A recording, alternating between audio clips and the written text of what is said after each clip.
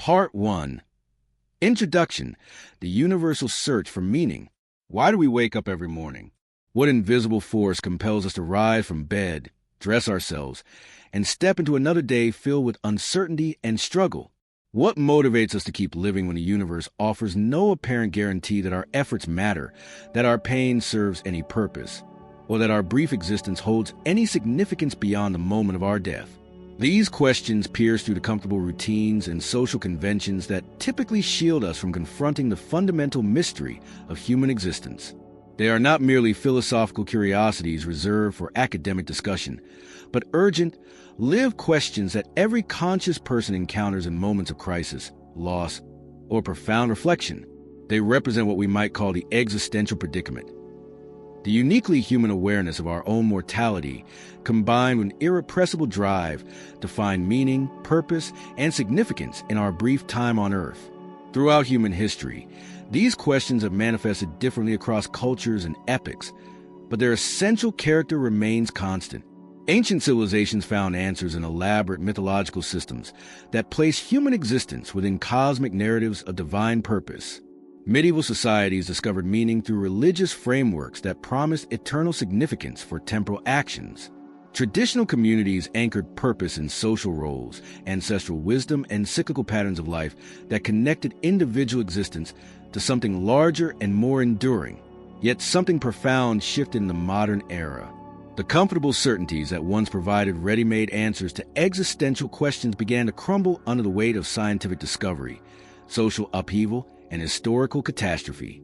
The modern human finds themselves in what we might call an unprecedented existential situation, possess a greater individual freedom and material prosperity than any previous generation, yet simultaneously stripped of the traditional sources of meaning that once made life's struggles bearable. This crisis of meaning did not emerge overnight. It developed gradually through the convergence of multiple historical forces. The scientific revolution shattered ancient cosmologies that placed humanity at the center of divine creation, revealing instead a vast, apparently purposeless universe governed by mechanical laws. The Enlightenment celebrated human reason, while simultaneously undermining religious and traditional sources of authority. Democratic revolutions destroyed hierarchical social systems that once provided clear roles and identities.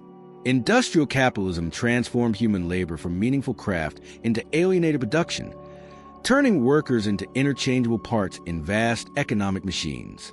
The culmination of these trends became visible in the 20th century's unprecedented horrors. 2 world wars demonstrated humanity's capacity for systematic destruction on an unimaginable scale. The Holocaust revealed the depths of human evil while challenging traditional theodicies that attempted to reconcile divine goodness with worldly suffering. Nuclear weapons introduced the possibility of human extinction, making mortality not just a personal reality, but a species-wide threat. These events forced a fundamental reconsideration of human nature, progress, and the possibility of meaning in existence. Against this backdrop of crisis, a new form of philosophical inquiry emerged. Rather than constructing elaborate systematic explanations of reality's ultimate nature, existentialist thinkers focus on the immediate, lived experience of individuals confronting meaninglessness. They ask not what is the meaning of life, but rather, how do we live authentically when traditional sources of meaning have collapsed? Their answers were not abstract theories, but practical philosophies for navigating the specific challenges of modern existence. The central thesis of this exploration reveals how 3 major thinkers approached the fundamental human drive to find purpose and significance in existence. Each philosopher we will examine, Soren Kierkegaard, Albert Camus, and Viktor Frankl, represents not merely different intellectual positions, but different existential strategies for confronting what we might call the modern predicament of meaning. Their philosophies emerge from lived experience of crisis, offering not comfortable consolations, but demanding paths toward authentic existence. Soren Kierkegaard, writing in 19th century Denmark, anticipated the coming crisis of meaning with remarkable prescience. As traditional Christian faith faced challenges from scientific rationalism and social transformation, Kierkegaard developed a radical understanding of authentic existence that required passionate, subjective commitment in the face of objective uncertainty. His philosophy emerged from personal struggle with depression, broken relationships, and religious doubt, offering a path through existential anxiety that demanded ultimate personal responsibility for one's choices. Albert Camus, shaped by the brutal realities of 20th century Europe, confronted meaninglessness with unflinching honesty. Writing during and after World War II, having witnessed the collapse of humanistic ideals in the face of systematic violence, Camus developed a philosophy of the absurd that refused both despair and false hope. His approach demanded that we live fully aware of life's ultimate meaninglessness, while still embracing existence with passion and intensity. Viktor Frankl brought a unique perspective to existential questions through his dual identity as both psychologist and Holocaust survivor. His philosophy emerged from the most extreme circumstances imaginable, the Nazi concentration camps, where he observed how the search for meaning could sustain human dignity even under conditions designed to destroy all purpose and hope. His insights offer practical tools for discovering significance in concrete situations, regardless of external circumstances. These three thinkers represent distinct responses to existential anxiety, different paths through the maze of modern meaninglessness. Kierkegaard chose the path of radical faith, requiring a leap beyond rational certainty into passionate religious commitment. Camus chose a path of heroic rebellion, embracing life's struggle while rejecting all forms of transcendent consolation. Frankl chose the path of responsible meaning-making, finding purpose through service, love, and a choice of attitude toward unavoidable suffering. Each approach offers resources for confronting the void left by declining religious authority, social upheaval, and the apparent silence of the universe in response to our deepest questions about purpose. They speak to different temperaments and circumstances, acknowledging that there is no single solution to existential anxiety that works for all people at all times. Yet they share a common recognition that meaning is not given to us ready-made, but must be created, chosen, or discovered through our own authentic engagement with existence. The relevance of these insights extends far beyond academic philosophy. Contemporary surveys consistently reveal high levels of depression, anxiety, and suicide in developed nations, suggesting that material prosperity alone cannot satisfy the human need for meaning. Young people report feeling particularly lost, struggling to find purpose in careers that seem meaningless, relationships that lack depth, and social systems that appear indifferent to individual flourishing. The rise of various forms of fundamentalism, conspiracy theories, and extremist movements can be understood partly as misguided attempts to restore meaning and certainty in an uncertain world. Understanding how Kierkegaard, Camus, and Frankl approach these perennial human challenges offers valuable resources for navigating contemporary existential questions. Their insights remind us that the search for meaning is not a problem to be solved once and for all, but an ongoing human task that each generation must undertake anew. They demonstrate that even in the face of uncertainty, suffering, and apparent meaninglessness, humans can live with dignity, passion, and purpose. The questions that open this exploration: why do we wake up every morning? What motivates us to keep living? Do not have simple answers, but perhaps their value lies not in the solutions they might yield, but in their capacity to awaken us to profound mystery and responsibility of human existence. In examining how three remarkable thinkers grapple with these questions, we embark on our own journey toward authentic engagement with the fundamental challenges of being human. As we proceed to explore each philosopher's unique contribution, we carry with us an awareness that their struggles mirror our own, that their insights illuminate paths we too must walk, and that their courage to confront meaninglessness offers hope for discovering significance in our own brief, precious, and irreplaceable lives. The universal search for meaning continues, and their voices join ours in the ongoing human conversation about what makes existence worthwhile. Part 2. The historical context of existentialism. The existentialist movement emerged from a perfect storm of historical circumstances that fundamentally alter humanity's relationship to meaning, purpose, and identity. To understand the profound insights of Kierkegaard, Camus, and Frankl, we must first grasp the revolutionary transformations that created the modern condition they sought to address.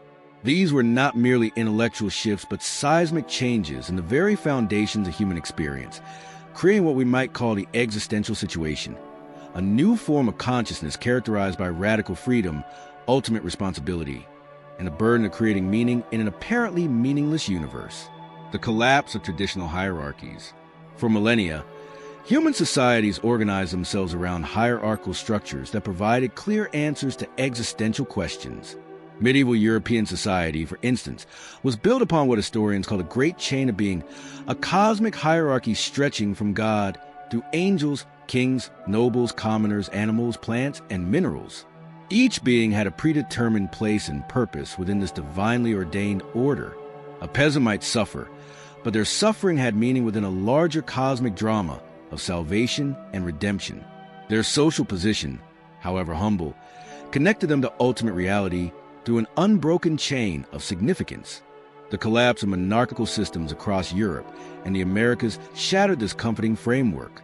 The French Revolution's execution of Louis XVI in 1793 represented more than political change.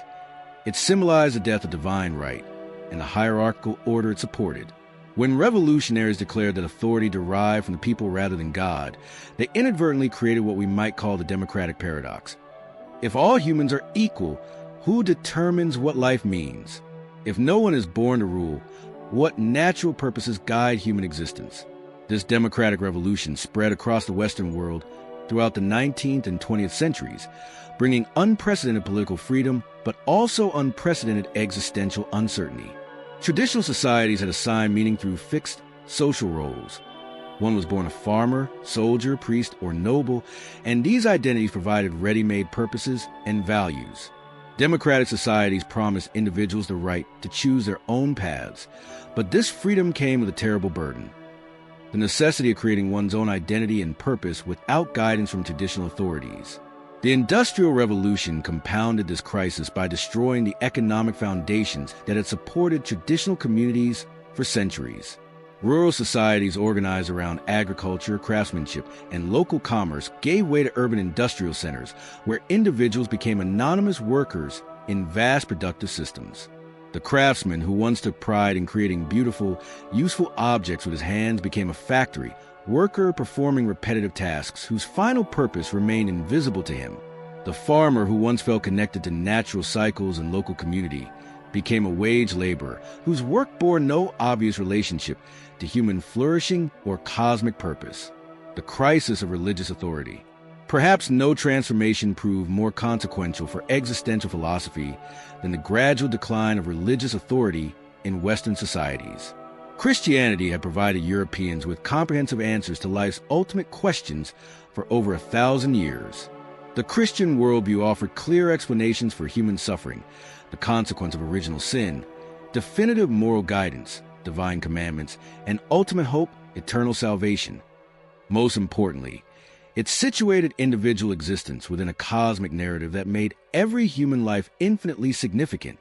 The scientific revolution of the 16th and 17th centuries began eroding this religious certainty through discoveries that contradicted biblical cosmology. Copernicus demonstrated that Earth was not the center of the universe. Galileo confirmed that celestial bodies followed natural rather than supernatural laws. And Darwin later showed that humans evolved through natural processes rather than special divine creation. Each scientific advance made it increasingly difficult to maintain traditional religious explanations of human purpose and cosmic significance. The Enlightenment of the 18th century accelerated this process by celebrating human reason as the primary source of knowledge and moral authority. Enlightenment thinkers like Voltaire, Diderot, and Kant argued that humans could discover truth through rational investigation rather than religious revelation. While many Enlightenment figures retained belief in God, they typically conceived of divine reality in abstract, philosophical terms rather than the personal, active deity of traditional Christianity. Friedrich Nietzsche captured the philosophical implications of this transformation in his famous declaration that God is dead. Writing in the late 19th century, Nietzsche recognized that scientific rationalism and democratic individualism had made traditional religious belief untenable for increasing numbers of educated Europeans. But Nietzsche also understood that the death of God created a profound crisis. If divine authority no longer provides ultimate meaning and moral guidance, who or what takes its place? This religious crisis manifested differently across European societies. In Protestant regions like Denmark and Germany, where Kierkegaard and later German existentialists would emerge, the emphasis on individual faith and personal relationship with God created particular anxiety about religious authenticity. How could one be certain of genuine faith in an age of rational criticism? In Catholic regions like France, where Camus would later write, the institutional church's political entanglements and resistance to modern ideas created different forms of alienation. In Eastern Europe, where traditional Judaism faced both secular challenges and violent persecution, thinkers like Frankl would confront questions about divine justice and human dignity under extreme circumstances. Industrial alienation and urban anonymity. The Industrial Revolution created new forms of human experience that traditional philosophy and religion seemed unable to address. Karl Marx analyzed how industrial production alienated workers from the products of their labor, from the production process itself, from their fellow workers, and ultimately from their own human essence. But the implications of industrial society extended far beyond economic relationships to touch the very core of human meaning and identity. Pre-industrial societies, whatever their limitations, typically embedded individuals within communities where everyone knew their neighbors, where work connected directly to survival and local needs, and where tradition provided guidance for navigating life's challenges. Industrial societies created the opposite condition: urban anonymity, specialized labor disconnected from final purposes, and rapid social change that made traditional wisdom seem irrelevant. Max Weber's concept of the disenchantment of the world captured how scientific rationalism and bureaucratic organization stripped away the magical, meaningful quality of existence that previous generations had taken for granted. In traditional societies, natural phenomena like storms, diseases, and harvest failures were understood through religious or mythological frameworks that connected them to moral and spiritual realities. Lightning might represent divine anger. Illness could indicate spiritual imbalance, and agricultural success might reflect community virtue. Modern industrial society replaced this enchanted worldview with purely mechanical explanations. Lightning became electrical discharge, illness became bacterial or viral infection, and agricultural success became a result of scientific farming techniques. This scientific understanding brought tremendous practical benefits: better medicine, more reliable food production, and technological advances that improved material life. But it also created what Weber called the iron cage of rationalization, a world where efficiency and calculation replaced meaning and purpose as organizing principles. The bureaucratic structures that govern modern industrial societies exemplified this rationalization process. Traditional societies might be unjust, but they typically justified their arrangements through religious or customary frameworks that provided meaning even to those who suffered under them. Modern bureaucracies operated according to abstract rules and procedures that made no reference to ultimate purposes or moral values. Individuals became case numbers. Standardized processes replaced personal relationships, and efficiency took precedence over human flourishing. The catastrophe of modern warfare. The existentialist movement reached maturity in the context of unprecedented historical catastrophe.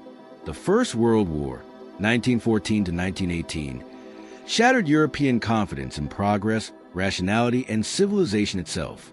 This conflict introduced new forms of mechanized killing that reduced individual soldiers to statistical casualties in vast, impersonal military machines.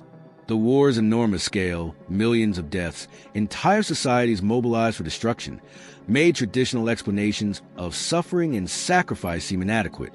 More profoundly, the war revealed the potential for modern technology and organization to serve destructive rather than constructive purposes. The same industrial capacity that had created unprecedented prosperity could produce unprecedented violence. The same scientific rationality that had promised human liberation could devise more efficient methods of killing. The same democratic ideals that had inspired political revolution could motivate total war against fellow democracies.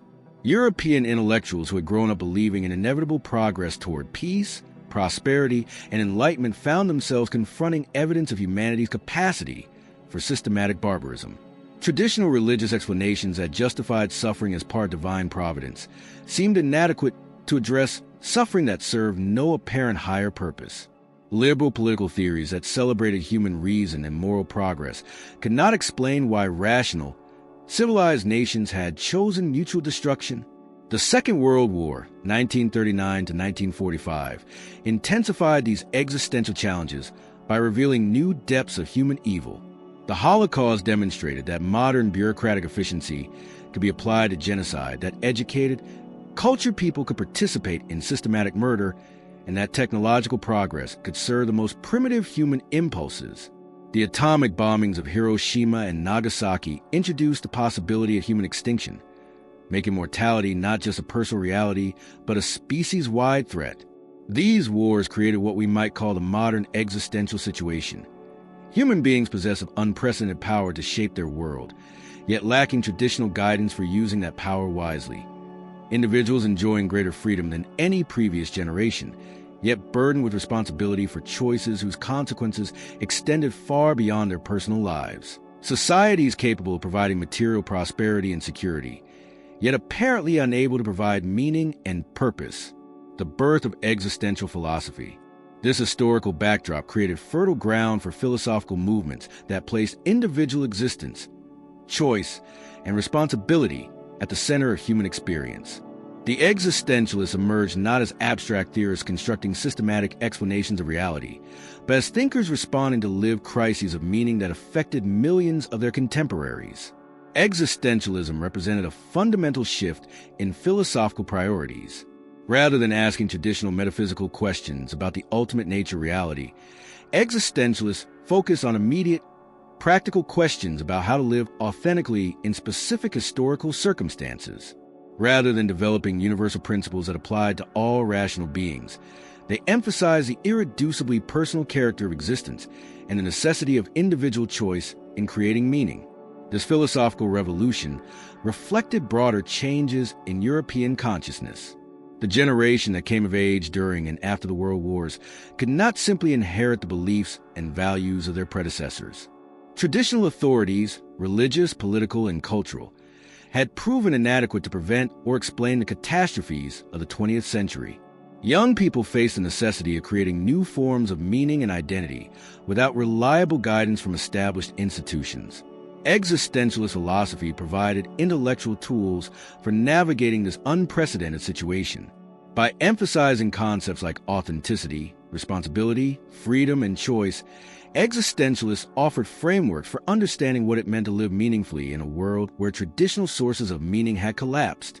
Their insights spoke to the experience of individuals who found themselves thrown into existence without predetermined purposes, forced to create their own identities through the choices they made. The existentialist emphasis on individual responsibility resonated particularly strongly in societies grappling with collective guilt and moral failure. Germans confronting their nation's role in genocide, French examining their collaboration with occupation, and other Europeans reflecting on their society's breakdown faced questions about personal and collective responsibility that traditional moral frameworks seemed unable to address. Existentialism offered ways of thinking about moral choice and individual agency that acknowledged both human freedom and the weight of historical circumstance. The intellectual inheritance. The existentialists inherited and transformed several important intellectual traditions that had developed in response to modern conditions. German idealism, particularly the work of G.W.F. Hegel, had grappled with questions of historical development and individual identity in modern societies. Romantic poetry and literature had explored themes of alienation, authenticity, and the relationship between individual consciousness and social reality. Early sociologists like Emil Durkheim had analyzed the psychological consequences of rapid social change and the breakdown of traditional community bonds. But the existentialists brought a new urgency and practical focus to these intellectual concerns. Writing during periods of crisis, they were less interested in constructing comprehensive theoretical systems than in providing resources for individuals facing immediate existential challenges. Their philosophy was born from necessity rather than abstract curiosity, addressing the real psychological and moral needs of people living through historical upheaval. This crisis-born character helps explain both the power and the limitations of existentialist philosophy. Its insights into anxiety, freedom, responsibility, and authenticity speak directly to the experience of individuals confronting meaninglessness and uncertainty. But its emphasis on individual choice and responsibility sometimes seems to underestimate the structural constraints that limit human agency, and its focus on crisis situations may not fully address the ordinary challenges of everyday life. Understanding this historical context prepares us to appreciate how Kierkegaard, Camus, and Frankl each developed distinctive responses to the modern crisis of meaning. Each thinker was shaped by specific historical circumstances. Kierkegaard by the challenges facing Christianity in an increasingly secular age, Camus by the violence and absurdity of 20th century European politics, and Frankl by the extreme conditions of the Holocaust. Yet each also addressed universal aspects of the human condition that transcend their particular historical moments. Their philosophies emerge from the recognition that modern human beings face a fundamentally new existential situation. Unprecedented freedom coupled with unprecedented responsibility, remarkable material progress combined with spiritual emptiness, and vast knowledge about the natural world alongside deep uncertainty about human purpose and meaning. The historical forces that created the situation continue to shape our contemporary world, making the insights of existentialist philosophy as relevant today as they were in their original context. Part 3. Søren Kierkegaard, the father of existentialism. Writing in 19th century Denmark, Søren Kierkegaard introduced concepts that would define existential philosophy for generations to come. Though he died in 1855, decades before the term existentialism was coined, Kierkegaard's revolutionary insights into anxiety, authenticity, and individual existence would profoundly influence 20th century thinkers grappling with the collapse of traditional meaning. His philosophy emerged not from abstract speculation, but from intense personal struggle with depression, broken relationships, and religious doubt, making him perhaps the first philosopher to transform private crisis into universal insight about the human condition. The Danish context and personal formation. To understand Kierkegaard's unique contribution to existential thought, we must first appreciate the specific cultural and personal circumstances that shaped his development. Denmark in the early 19th century occupied a peculiar position in European intellectual life. Small enough to maintain intimate social connections, yet sophisticated enough to participate in the great philosophical and theological debates of the era.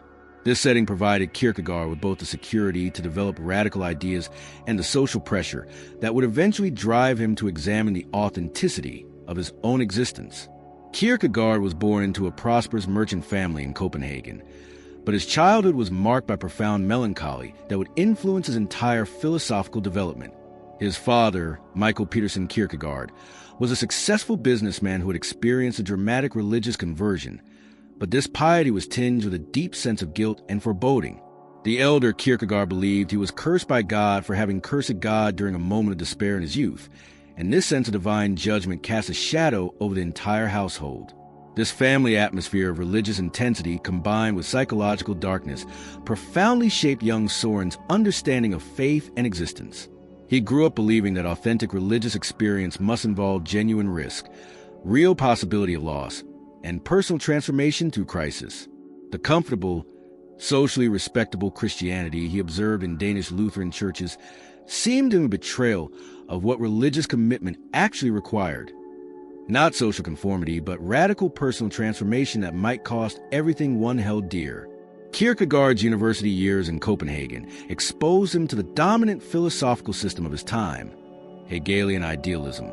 George Wilhelm Friedrich Hegel had constructed an elaborate philosophical system that promised to explain all of reality through rational principles, showing how apparent contradictions in history, nature, and thought would eventually be resolved in a higher synthesis.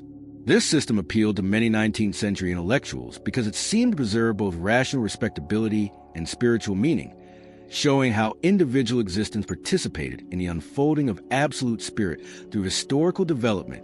But Kierkegaard found Hegel's systematic philosophy profoundly unsatisfying when applied to actual human existence. Hegel could explain the logical necessity of historical developments, but he could not address the immediate anxiety of an individual wondering whether to marry, what career to pursue, or how to live authentically in specific circumstances. Hegel's system might make sense from the perspective of absolute spirit viewing all of history, but offered no guidance for finite individuals making concrete choices with limited information and uncertain outcomes. The crisis of existence and the concept of anxiety. This dissatisfaction with systematic philosophy led Kierkegaard to develop his revolutionary analysis of anxiety as a fundamental human condition. Unlike fear, which has a specific object that can be identified and potentially avoided, anxiety emerges from human consciousness of its own freedom and responsibility. We become anxious not because something threatens us from outside, but because we recognize that we must choose who to become without any predetermined essence to guide us. Kierkegaard's famous analysis begins with the biblical story of Adam and Eve in the Garden of Eden. Before eating from the tree of knowledge, Adam exists in a state of innocent immediacy, without self-consciousness or awareness of possibilities beyond his immediate experience. The divine prohibition, "You shall not eat from this tree," introduces Adam to the concept of possibility. Suddenly, he becomes aware that he could choose to disobey, that alternative futures exist, that his existence is not fixed but open to different determinations. This awareness of possibility creates what Kierkegaard calls the dizziness of freedom. Like someone standing at the edge of a cliff who feels vertigo not from fear of falling, but from recognition that they could choose to jump, Adam experiences anxiety from awareness of his own freedom to choose between good and evil. The anxiety is not pathological but revelatory.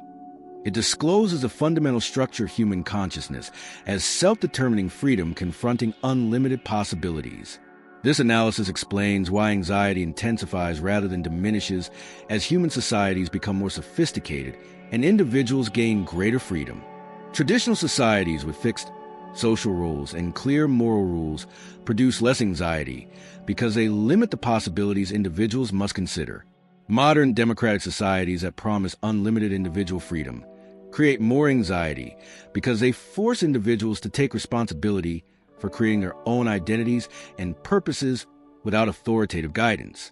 Kierkegaard recognized that most people find this responsibility unbearable and seek to escape it through various forms of what he called aesthetic existence, living entirely in the immediate moment, seeking pleasure and novelty, avoiding the painful self-reflection that authentic existence requires. The aesthetic individual treats their own life as a work of art, seeking interesting experiences and avoiding boredom, but never commits to anything lasting or ultimately meaningful. The 3 stages of existence.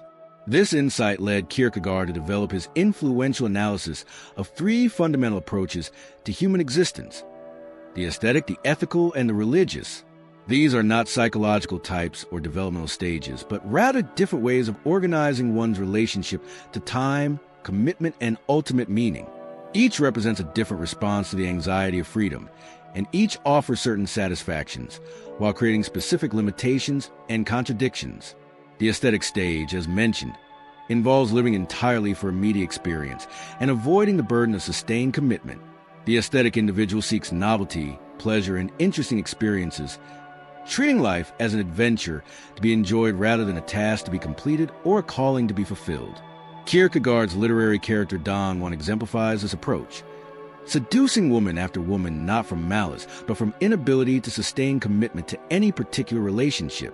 The aesthetic approach offers certain advantages: freedom from oppressive social conventions, openness to new experiences, and escape from the anxiety that accompanies long-term commitment. But it also leads inevitably to what Kierkegaard calls despair, a deep dissatisfaction that emerges from the recognition that a life organized entirely around immediate gratification lacks ultimate significance or direction. The aesthetic individual eventually discovers that pleasure without purpose becomes meaningless repetition, and that freedom without commitment becomes arbitrary caprice. The ethical stage emerges when individuals recognize the limitations of aesthetic existence and commit themselves to universal moral principles. The ethical person takes marriage seriously, accepts professional responsibilities, participates in civic duties, and generally organizes their life around socially recognized obligations and duties. Where the aesthetic individual asks, what will be most interesting or pleasurable? The ethical person asks, what is my duty? Or what would happen if everyone acted as I am considering acting? Kierkegaard had deep respect for ethical existence, recognizing it as a necessary advance beyond aesthetic self-indulgence. The ethical person achieves genuine accomplishments, maintains meaningful relationships, and contributes to social welfare in ways the aesthetic individual cannot. Ethical commitment provides stability, purpose, and connection to something larger than immediate personal desires. But Kierkegaard also identified fundamental limitations in purely ethical existence. Universal moral principles, however admirable in general, cannot provide specific guidance for the concrete situations individuals actually face. Should one marry this particular person, or remain single to serve humanity in other ways? Should one pursue this career or that one? Should one tell the truth in circumstances where truth-telling might cause tremendous harm? Ethical principles point in general directions but cannot resolve the specific dilemmas that define individual existence. More fundamentally, Kierkegaard argued that ethical existence, despite its superiority to aesthetic living, still represents a subtle form of escape from the ultimate responsibility of self-creation. The ethical person follows universal principles that can be rationally justified, but this rationality provides a kind of security that Kierkegaard saw as incompatible with authentic existence. To live ethically is still to avoid the radical uncertainty that genuine selfhood requires, the leap of faith and religious existence. This analysis led Kierkegaard to his most controversial and influential insight, the necessity of what he called a leap of faith into religious existence. The religious stage transcends both aesthetic immediacy and ethical universality by requiring individuals to commit themselves totally to something that cannot be rationally justified or universally recommended. Religious existence involves what Kierkegaard called passionate inwardness, a subjective commitment so intense that it transforms one's entire being in relationship to reality. Kierkegaard's model for religious existence was the biblical figure of Abraham, who received a divine command to sacrifice his son Isaac. From an aesthetic perspective, Abraham's intended action appears simply horrific. Killing one's child could never provide pleasure or interesting experience. From an ethical perspective, it appears clearly wrong.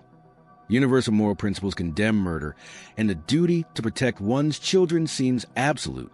Yet Abraham prepared to obey the divine command, not because he could rationally justify his action or universalize it into an ethical principle, but because he trusted that God's command transcended human understanding of right and wrong. Abraham became what Kierkegaard called a knight of faith, someone willing to suspend ordinary ethical considerations in response to a call that came from beyond a rational, universal realm of ethical obligation. This example illustrates what Kierkegaard meant by religious existence, a mode of life organized around relationship to an absolute that cannot be reduced to aesthetic pleasure or ethical duty. The religious individual commits themselves totally to something that transcends human reason and social convention, accepting the risk that such commitment might appear absurd or even immoral from conventional perspectives. Kierkegaard insisted that this leap of faith could not be made gradually or rationally. One cannot argue oneself into authentic religious commitment any more than one can argue oneself into love. The leap requires what he called repetition, a decisive moment of choice that establishes a new relationship to existence itself. Before the leap, one exists as an aesthetic or ethical individual seeking satisfaction within finite possibilities. After the leap, one exists as a religious individual whose ultimate satisfaction comes from relationship to the infinite, even though this relationship can never be objectively verified or rationally demonstrated. Subjectivity as truth.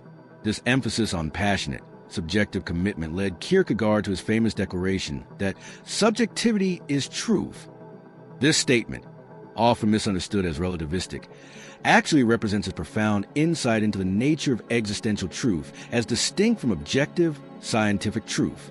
Scientific truth concerns relationships between objects that can be observed, measured, and verified by anyone following proper procedures. Existential truth concerns the individual's relationship to their own existence and ultimate concerns. Kierkegaard argued that the most important truths about human existence, questions of meaning, purpose, love, and commitment, cannot be settled through objective investigation. One cannot determine scientifically whether life is worth living, whether God exists, or whether any particular relationship deserves lifelong commitment. These questions require personal decision and subjective engagement that goes beyond what objective evidence can support. This does not mean that all subjective beliefs are equally valid or that personal commitment creates truth out of nothing. Rather, Kierkegaard recognized that certain truths about human existence can only be appropriated through passionate personal engagement. The truth about love, for instance, cannot be learned by studying psychology textbooks or observing other relationships. It must be experienced through one's own commitment to another person. Similarly, religious truth cannot be learned through theological study or philosophical argument, but must be lived through actual relationship to the divine. The formula of subjectivity is truth, thus captures Kierkegaard's insight that authentic existence requires individuals to commit themselves passionately to realities that cannot be objectively proven, but must be personally appropriated through lived experience. This commitment involves genuine risk, the possibility that one's ultimate concerns might be misguided, or that one's passionate engagement might lead to disappointment or disillusion. The individual before God. All of Kierkegaard's philosophical insights culminate in his understanding of authentic existence as the individual standing alone before God. This relationship cannot be mediated by church institutions, rational theology, or social convention. It requires direct, personal encounter between finite selfhood and infinite reality. The individual before God faces ultimate responsibility for their choices and ultimate dependence on grace that cannot be earned or manipulated. This emphasis on individual religious experience put Kierkegaard at odds with the established Danish Lutheran Church, which he saw as having betrayed authentic Christianity by making faith too comfortable, too socially respectable, too compatible with conventional existence. Kierkegaard argued that genuine Christianity required what he called contemporaneity with Christ, experiencing the scandal and risk that the first disciples faced when confronted with claims about God becoming human. The established church, by contrast, had turned Christianity into a historical curiosity and social institution that no longer challenged individuals to radical transformation. One could be a respectable Christian citizen without ever experiencing the anxiety, risk, and passionate commitment that authentic faith required. This institutional Christianity represented what Kierkegaard called Christendom, as distinct from genuine Christianity, social convention masquerading as religious truth. Kierkegaard's final years were marked by increasingly sharp attacks on the Danish church establishment, particularly its comfortable accommodation with worldly values and social status. He argued that the church had become what he called the crowd, an institution that allowed individuals to avoid authentic selfhood by disappearing into collective identity and conventional belief. Legacy and influence. Kierkegaard's influence on subsequent existential philosophy cannot be overstated. His analysis of anxiety as a fundamental human condition provided a foundation for later existentialist insights into burden of freedom and responsibility. His critique of systematic philosophy anticipated 20th century attacks on grand theoretical systems that claimed to explain human existence from an objective perspective. His emphasis on individual choice and passionate commitment influenced thinkers from Nietzsche to Sartre, to contemporary philosophers struggling with questions of authenticity and meaning. Perhaps most importantly, Kierkegaard demonstrated how philosophical insight could emerge from honest examination of personal crisis and existential struggle. Rather than constructing abstract systems that explain reality from a detached perspective, Kierkegaard showed how philosophical reflection could illuminate the concrete challenges of living authentically in particular historical circumstances. His influence extends far beyond academic philosophy into psychology, theology, and literature. Psychologists have drawn on his analysis of anxiety and despair to understand mental health and human development. Theologians have used his insights into faith and subjectivity to develop more authentic approaches to religious commitment. Writers and artists have found in his work resources for exploring themes of alienation, authenticity, and the search for meaning in modern life. Yet Kierkegaard philosophy also presents significant challenges and limitations that later existentialist thinkers would need to address. His emphasis on individual religious commitment may not speak to those who cannot make the leap of faith he required. His focus on anxiety and crisis may not adequately address the ordinary challenges of everyday existence. His Danish Lutheran context may limit the applicability of his insights to other cultural and religious traditions. These limitations do not diminish Kierkegaard's revolutionary contribution to understanding human existence, but they do suggest why later thinkers like Camus and Frankl would develop different responses to existential anxiety while building on the foundation Kierkegaard established. His recognition that humans must create meaning through passionate commitment in the face of uncertainty remains one of the most profound insights into the modern condition, even for those who cannot follow him into religious faith. Part 4. Albert Camus, the philosopher of the absurd. Albert Camus emerged from the sun-scorched landscapes of French Algeria during World War II. His philosophy forged in the crucible of colonialism, war, and resistance. Unlike the systematic philosophers who preceded him, Camus insisted he was not an existentialist, though his work explores similar themes of human freedom, responsibility, and the search for authentic existence. His rejection of the existentialist label stemmed not from disagreement with existential concerns, but from his refusal to embrace the hope for transcendent meaning that characterized thinkers like Kierkegaard. Where Kierkegaard found ultimate significance in religious faith, Camus discovered profound meaning in the very absence of ultimate meaning, a paradox that would define his entire philosophical project, the Algerian Formation. To understand Camus' unique perspective on the human condition, we must first appreciate the specific cultural and historical circumstances that shaped his consciousness. Born in 1913 in Mondovi, Algeria, to a French colonial family of modest means, Camus grew up in a world defined by stark contrasts. The Mediterranean beauty of North Africa, alongside the harsh realities of colonial exploitation, the promise of French Republican ideals contradicted by the systematic exclusion of Arab and Berber populations, and the intoxicating sensuality of African landscapes set against grinding poverty and social injustice. Camus' father died in the Battle of the Marne when Albert was barely 1 year old, leaving the family in desperate economic circumstances. His mother, Catherine Sins, was partially deaf and illiterate, cleaning houses to support her 2 sons. This early experience of loss, poverty, and maternal limitation profoundly influenced Camus' later philosophy, creating in him a deep appreciation for human solidarity in the face of suffering and a skepticism toward grand narratives that promise to explain or justify such pain. The luminous North African landscape provided young Camus what he would later call his primary philosophical education. The intense Mediterranean sun, the brilliant blue sea, the ancient ruins of Roman civilization, and the stark beauty of the desert created in him a sensual appreciation for existence that would always compete with intellectual analysis.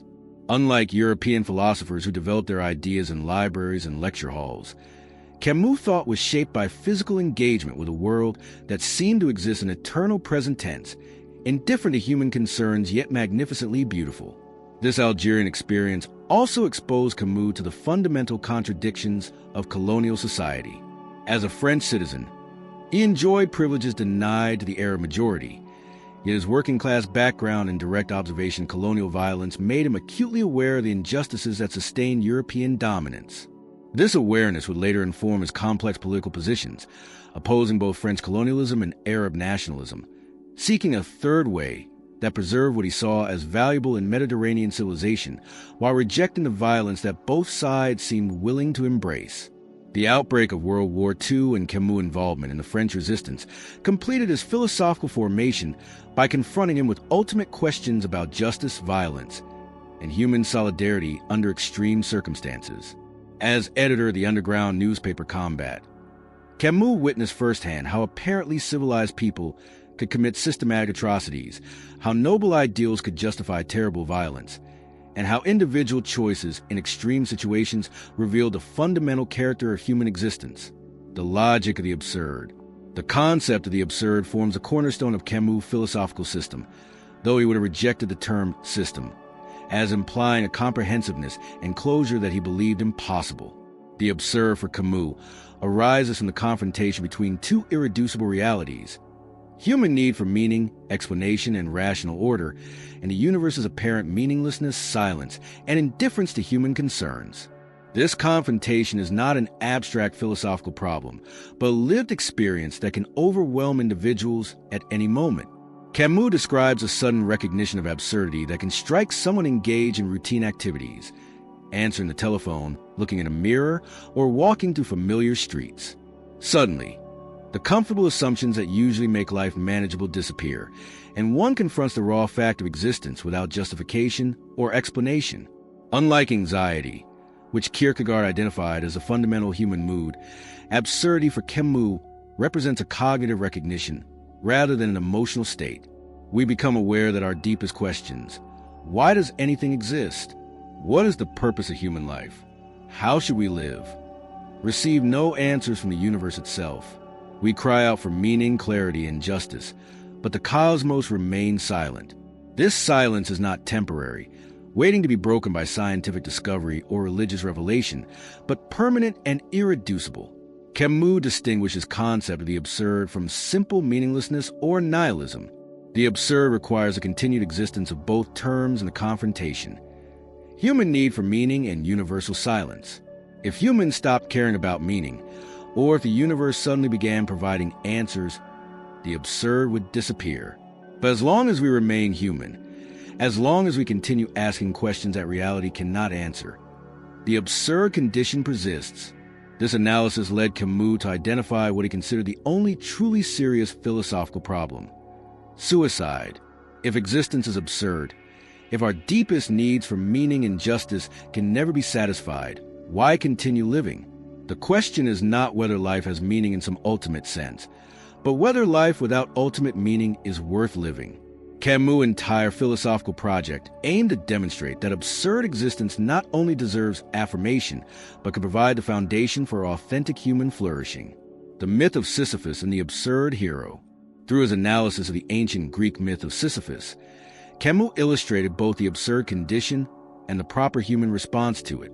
Sisyphus, condemned by the gods to push a boulder up a mountain for eternity, watching it roll back down each time he nears the summit, represents humanity's endless struggle against meaninglessness. The punishment appears perfectly designed to torture human consciousness. Meaningful effort that achieves nothing, hope perpetually renewed and frustrated, conscious awareness of the futility of one's actions combined with inability to stop performing them. Yet Camus argued that we must imagine Sisyphus happy. This happiness does not come from discovering hidden meaning in his punishment or hoping for eventual release, but from fully accepting his condition while choosing to embrace it.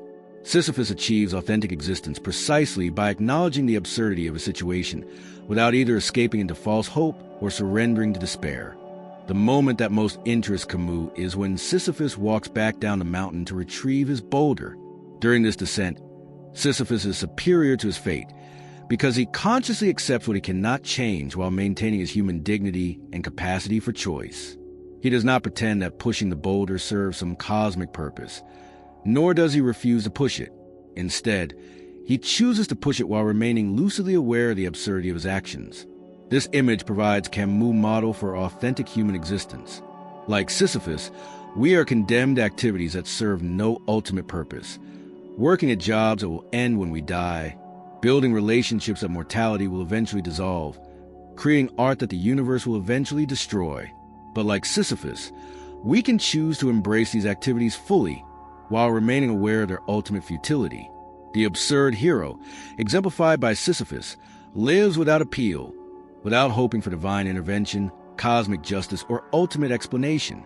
This life without appeal requires tremendous courage because it offers no consolation for suffering, no guarantee that virtue will be rewarded, and no promise that human efforts serve larger purposes.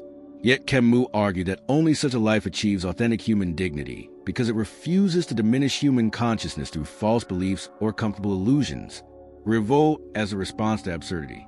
Camus advocated revolt as the proper response to absurd existence, but his concept of revolt differed fundamentally from violent revolution or simple rebellion. Revolt, for Camus, represents a refusal to accept either suicide or what he called philosophical suicide as solutions to the absurd condition. It involves a decision to live fully aware of life's ultimate meaninglessness while still embracing existence with passionate intensity. Philosophical suicide occurs when individuals escape the tension of absurd existence by embracing beliefs that promise ultimate meaning or explanation. Religious faith that claims to provide definitive answers, political ideologies that promise historical progress toward perfect society, and philosophical systems that explain reality as rational development all represent forms of philosophical suicide because they eliminate the absurd confrontation between human need for meaning and universal silence. Camus particularly criticized existentialists like Kierkegaard, who acknowledged the absurd condition but then leaped into faith or hope for transcendence. Such leaps, however psychologically understandable, represent intellectual dishonesty because they abandon the rigorous confrontation with meaninglessness that authentic existence requires. The authentic person must continue living in the tension between human need for meaning and cosmic silence, without resolving this tension through belief in ultimate explanation. True revolt involves three key attitudes: lucidity, refusal, and solidarity. Lucidity means maintaining clear awareness of the absurd condition without self-deception or comfortable illusion. The revolting person sees reality as it is rather than as they wish it were, accepting that human existence is ultimately inexplicable and that death ends all individual projects permanently. Refusal means declining to accept despair or resignation as appropriate responses to absurdity. The revolting person refuses to conclude that meaningless existence is worthless existence. Instead, they choose to create meaning through their own actions and commitments, while remaining aware that these meanings have no cosmic validation or permanence. Solidarity emerges from recognition that all humans face the same absurd condition. Since no one has access to ultimate truth or cosmic purpose, no one has the right to claim superiority over others based on possession of absolute knowledge.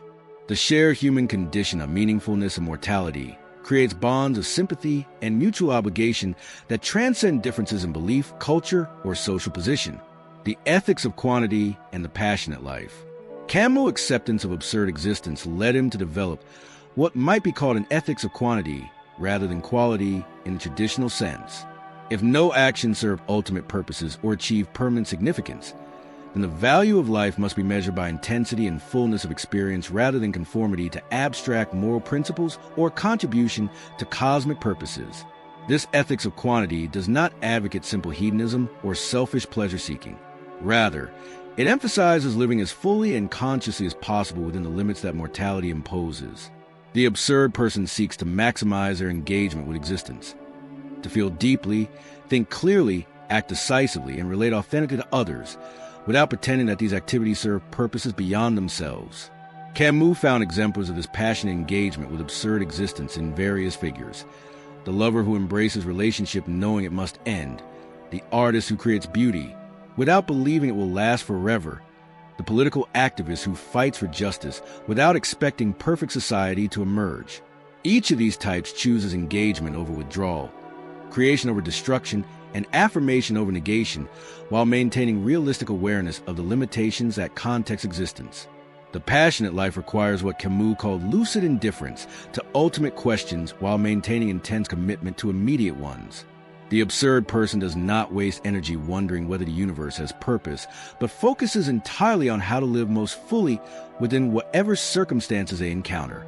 This shift from ultimate to immediate concerns liberates tremendous energy for creative engagement with the actual world rather than speculation about possible worlds.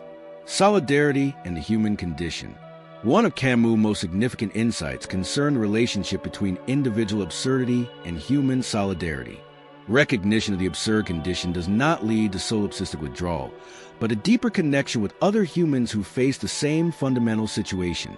Since no one possesses ultimate truth or cosmic purpose, everyone deserves respect and consideration as fellow travelers in the human condition.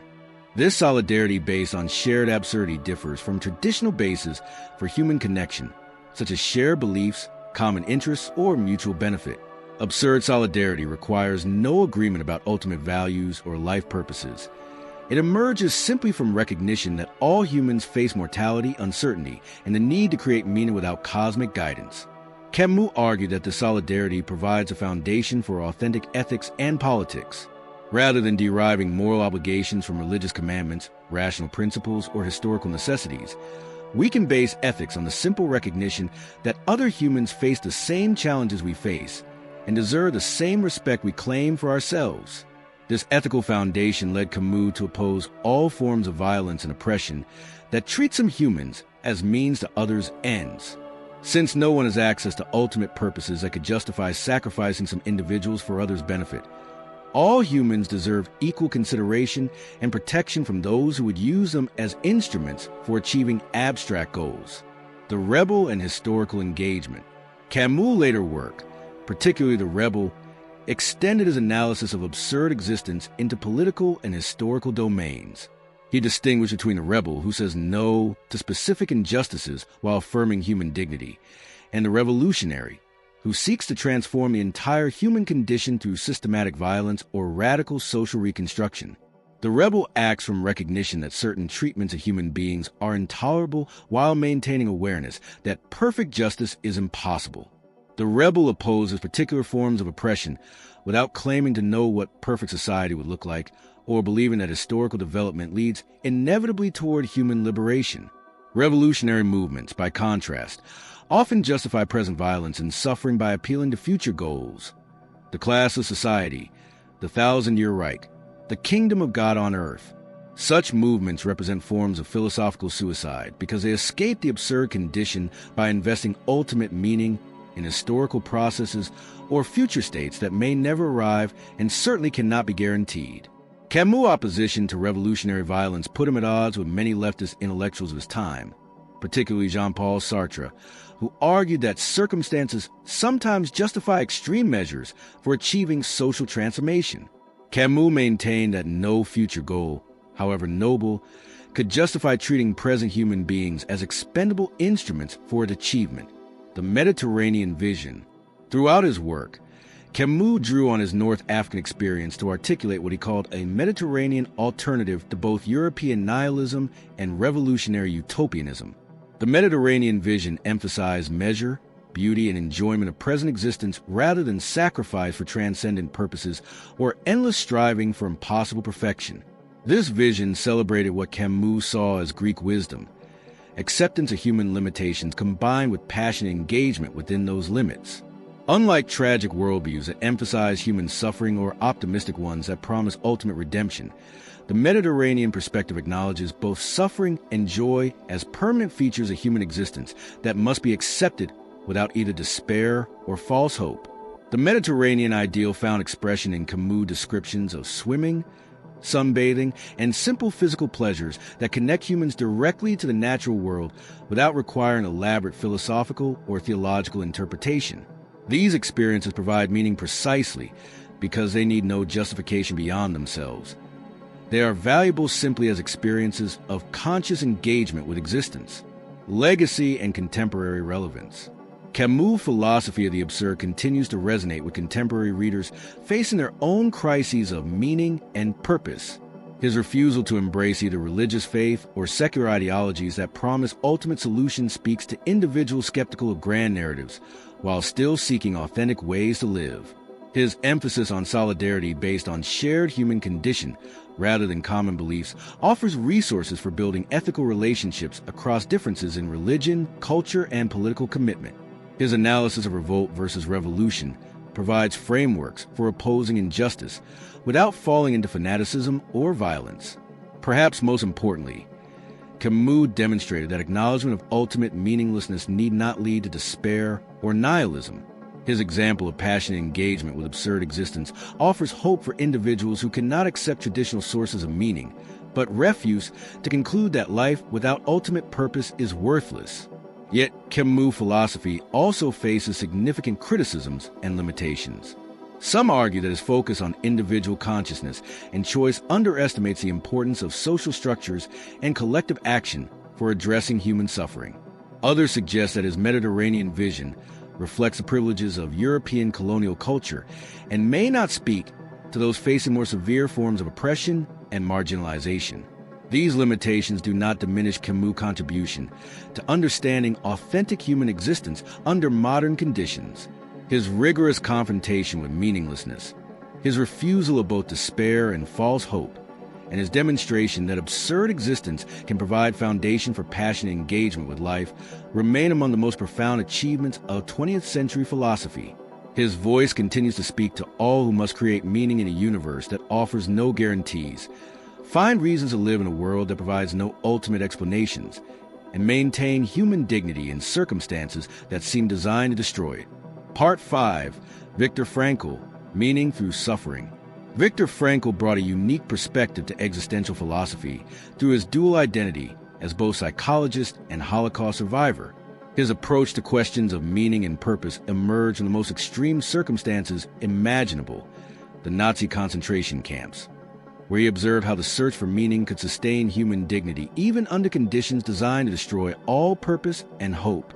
Unlike Kierkegaard's religious faith or Camus' heroic revolt against absurdity, Frankl developed a practical philosophy that offered concrete tools for discovering significance in any situation, regardless of external circumstances. His insights bridge the gap between philosophical reflection and therapeutic application. making existential wisdom accessible to individuals facing ordinary as well as extraordinary challenges. From Vienna to the camps, the formation of a philosopher-psychologist. Viktor Emil Frankl was born in Vienna in 1905 into a middle-class Jewish family during the twilight of the Austro-Hungarian Empire. This cosmopolitan environment, rich in intellectual ferment and cultural sophistication, provided the young Frankl with exposure to the latest developments in psychology, philosophy, and medicine. Vienna was then the epicenter of revolutionary thinking about human consciousness, home to Sigmund Freud's psychoanalysis and Alfred Adler's individual psychology, both of which would profoundly influence Frankl's later theoretical development. As a medical student specializing in neurology and psychiatry, Frankl initially embraced Freudian psychoanalysis, but gradually became dissatisfied with its emphasis on sexual drives and unconscious conflicts as the primary motivators of human behavior. His correspondence with Freud himself during the 1920s revealed a young thinker already questioning whether pleasure-seeking adequately explained human motivation. Similarly, his early association with Alfred Adler's school, which emphasized the will to power and individual superiority, left Frankl convinced that neither pleasure nor power captured what most fundamentally drives human behavior. This dissatisfaction led Frankl to develop what he would later call the Third Viennese School of Psychotherapy, focusing on what he termed the will to meaning as the primary human motivation. Even before his Holocaust experience, Frankl had observed in his clinical practice that patients often suffered not from neurotic symptoms rooted in repressed sexuality or frustrated power drives, but from what he called existential vacuum, a profound sense that life lacked purpose or significance. The rise of Nazism in Austria disrupted Frankl's promising academic and clinical career, as anti-Semitic laws increasingly restricted Jewish participation in professional life. Frankl faced a crucial decision that would test his own philosophical convictions. In 1941, he received a visa that would have allowed him to emigrate to America, escaping the growing persecution. However, choosing to remain with his parents rather than abandon them to an uncertain fate, Frankl declined the opportunity for safety, a decision that would lead to his deportation to the concentration camps, but also provide the experiential foundation for his most profound insights about human nature and meaning. The Laboratory of Extremity, Lessons from the Concentration Camps. Frankl's experience in 4 different Nazi concentration camps between 1942 and 1945, including Auschwitz and Dachau, provided him with what he later called an unintended experiment in human psychology under extreme conditions. Stripped of all external sources of meaning, profession, social status, possessions, family connections, Frankl and his fellow prisoners face the ultimate existential test. What remains when everything that typically gives life purpose has been systematically destroyed? The concentration camp environment was designed not merely to kill, but to dehumanize, to reduce human beings to biological organisms concerned only with survival. Prisoners were given numbers instead of names, dressed in identical uniforms, subjected to arbitrary violence, and forced to witness constant degradation and death. The Nazi system aimed to demonstrate that human dignity, moral choice, and spiritual transcendence were illusions that would collapse under sufficient pressure. Yet Frankl observed that even under these extreme conditions, individuals retained what he called the last of human freedoms, the ability to choose one's attitude toward one's circumstances. While prisoners could not control their external situation, they could still decide how to respond internally to their suffering. Some prisoners became brutal and selfish, abandoning all moral consideration in the struggle for survival. Others maintained their humanity and dignity, sharing scarce food with weaker prisoners, offering comfort to the dying, and preserving hope despite overwhelming evidence that hope was futile. This observation became central to Frankl's understanding of human nature. We are not simply products of our circumstances, but retain the capacity for self-determination even in the most constraining situations. The prisoners who survived psychologically intact were not necessarily those with the strongest bodies or the most privileged backgrounds, but those who managed to find some purpose or meaning that transcended their immediate suffering. Frankl discovered that meaning could be found even in the concentration camps through 3 different sources. Some prisoners found purpose in creative or productive activities, secretly teaching fellow prisoners, planning post-war reconstruction, or mentally composing literary or artistic works. Others discovered meaning through what Frankl called Experiential values, moment of beauty, love, or transcendence that penetrated even the horror of camp existence. A sunset glimpse through barbed wire, a kind gesture from another prisoner, or a memory of a beloved person could provide meaning that sustained the will to live. Most significantly, Frankl observed that prisoners could find meaning to what he termed attitudinal values, the stance they chose to take toward unavoidable suffering. When external circumstances could not be changed, individuals could still choose to face their suffering with dignity, courage, and faith rather than despair and hatred. This choice of attitude became itself a source of meaning and a preservation of human worth. Logotherapy, the will to meaning. Based on these insights, Frankl developed logotherapy, from the Greek logos meaning reason or purpose, which he positioned as a third Viennese school of psychotherapy after Freud's psychoanalysis and Adler's individual psychology.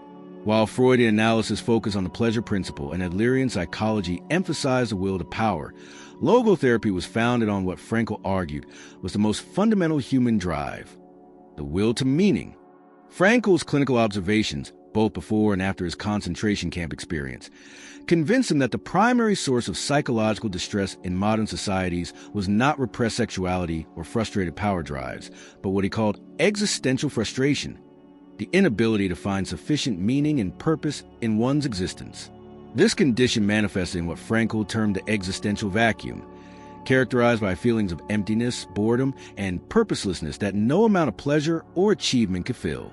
The existential vacuum particularly affected affluent, educated individuals in developed societies who had satisfied their basic needs for survival and security, but struggled to answer deeper questions about life's purpose and significance. Frankl observed that many of his patients suffered from what he called Sunday neurosis, depression and anxiety that emerged during leisure time when they were no longer distracted by work or routine activities, and had to confront the question of what their lives were ultimately about. Logotherapy differed from other psychotherapeutic approaches by focusing not on the past causes of psychological distress, but on future purposes that could provide motivation for healthy living. Rather than analyzing childhood trauma or unconscious conflicts, logotherapy helped patients identify meaningful goals and values that could guide their choices and provide resilience in facing life's inevitable challenges. Central to logotherapeutic practice was what Frankl called dereflection, helping patients stop focusing obsessively on their symptoms or problems, and instead direct attention toward meaningful activities and relationships. Frankl argued that happiness and mental health could not be pursued directly, but emerged as byproduct of engagement with purposes that transcended immediate self-interest. The three sources of meaning. Frankl's analysis of how individuals discover meaning in existence identified three primary sources, which he called creative values, experiential values, and attitudinal values. These categories provided a comprehensive framework for understanding how meaning could be found in virtually any circumstances, regardless of external limitations or constraints. Creative values involve what we give to the world through our activities, achievements, and contributions. These might include professional accomplishments, artistic creations, scientific discoveries, or acts of service that benefit others. Creative values represent the most obvious source of meaning for many people, as they allow individuals to leave lasting marks on the world and contribute to purposes larger than themselves. However, Frankl observed that not everyone has equal opportunities for creative achievement, and even those who accomplish great things may find that creative values alone provide insufficient meaning.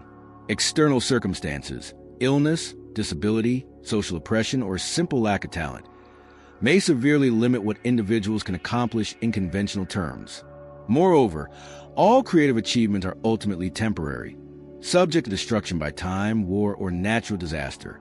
Experiential values involve what we take from the world through encounters with truth, beauty, and love. These values are realized through aesthetic experiences, intellectual discoveries, and deep personal relationships. Unlike creative values, which require active productivity, experiential values can be accessed by anyone capable of receiving what the world offers. A person may find or found meaning in contemplating natural beauty, understanding scientific truths, or experiencing deep connection with another human being. Experiential values prove particularly important in Frankl's concentration camp observations, where opportunities for creative achievement were virtually non-existent, but moments of beauty, truth, and love could still penetrate the horror. Prisoners who retain capacity for aesthetic and emotional response often showed greater psychological resilience than those who became completely focused on physical survival. Most significantly, Frankl identified attitudinal values as the highest form of meaning because they remain available even when both creative and experiential opportunities have been exhausted. Attitudinal values involve the stance we choose to take toward unavoidable suffering, limitation, and mortality. When we cannot change our circumstances, we can still choose how to face them, with dignity or degradation, courage or cowardice, faith or despair. Attitudinal values represent what Frankl called tragic optimism, the ability to maintain hope and purpose even in the face of inevitable suffering, guilt, and death. This form of meaning-making does not require external validation or achievement, but depends entirely on inner choice and character. It represents the ultimate expression of human freedom because it cannot be destroyed by any external force. Existential analysis and the dimensional ontology. Frankl's theoretical framework extended beyond psychotherapy to encompass a comprehensive understanding of human nature that he called dimensional ontology. This model viewed human beings as existing simultaneously in three dimensions: the biological, psychological, and spiritual or existential. Each dimension operates according to different principles and serves different functions in human experience. The biological dimension encompasses physical needs, instinctual drives, and bodily functions that humans share with other animals. This dimension operates according to principles of pleasure and pain, seeking satisfaction of basic needs for survival, reproduction, and physical comfort. Freudian psychoanalysis, according to Frankl, adequately addressed this dimension but mistakenly assumed it explained all human motivation. The psychological dimension includes mental processes like cognition, emotion, and personality development. This level encompasses the need for recognition, achievement, and social belonging that Alfred Adler emphasized in his Individual Psychology. While more complex than biological drives, psychological needs still focus on what Frankl called self-actualization rather than self-transcendence. The spiritual or existential dimension represents what is uniquely human: the capacity for self-transcendence, moral choice, and meaning-making that goes beyond immediate personal needs. This dimension enables humans to choose purposes that transcend their own survival and satisfaction, to sacrifice immediate gratification for long-term values, and to find significance even in suffering and limitation. Frankl argued that psychological problems often arose when individuals try to satisfy spiritual needs through biological or psychological means.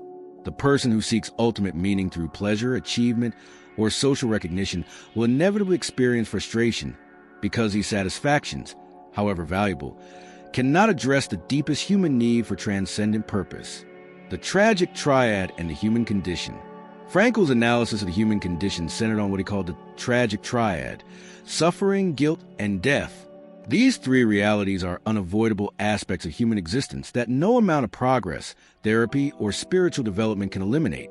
Rather than seeing these as problems to be solved, Frankl argued they represented opportunities for achieving the highest forms of meaning through attitudinal choices.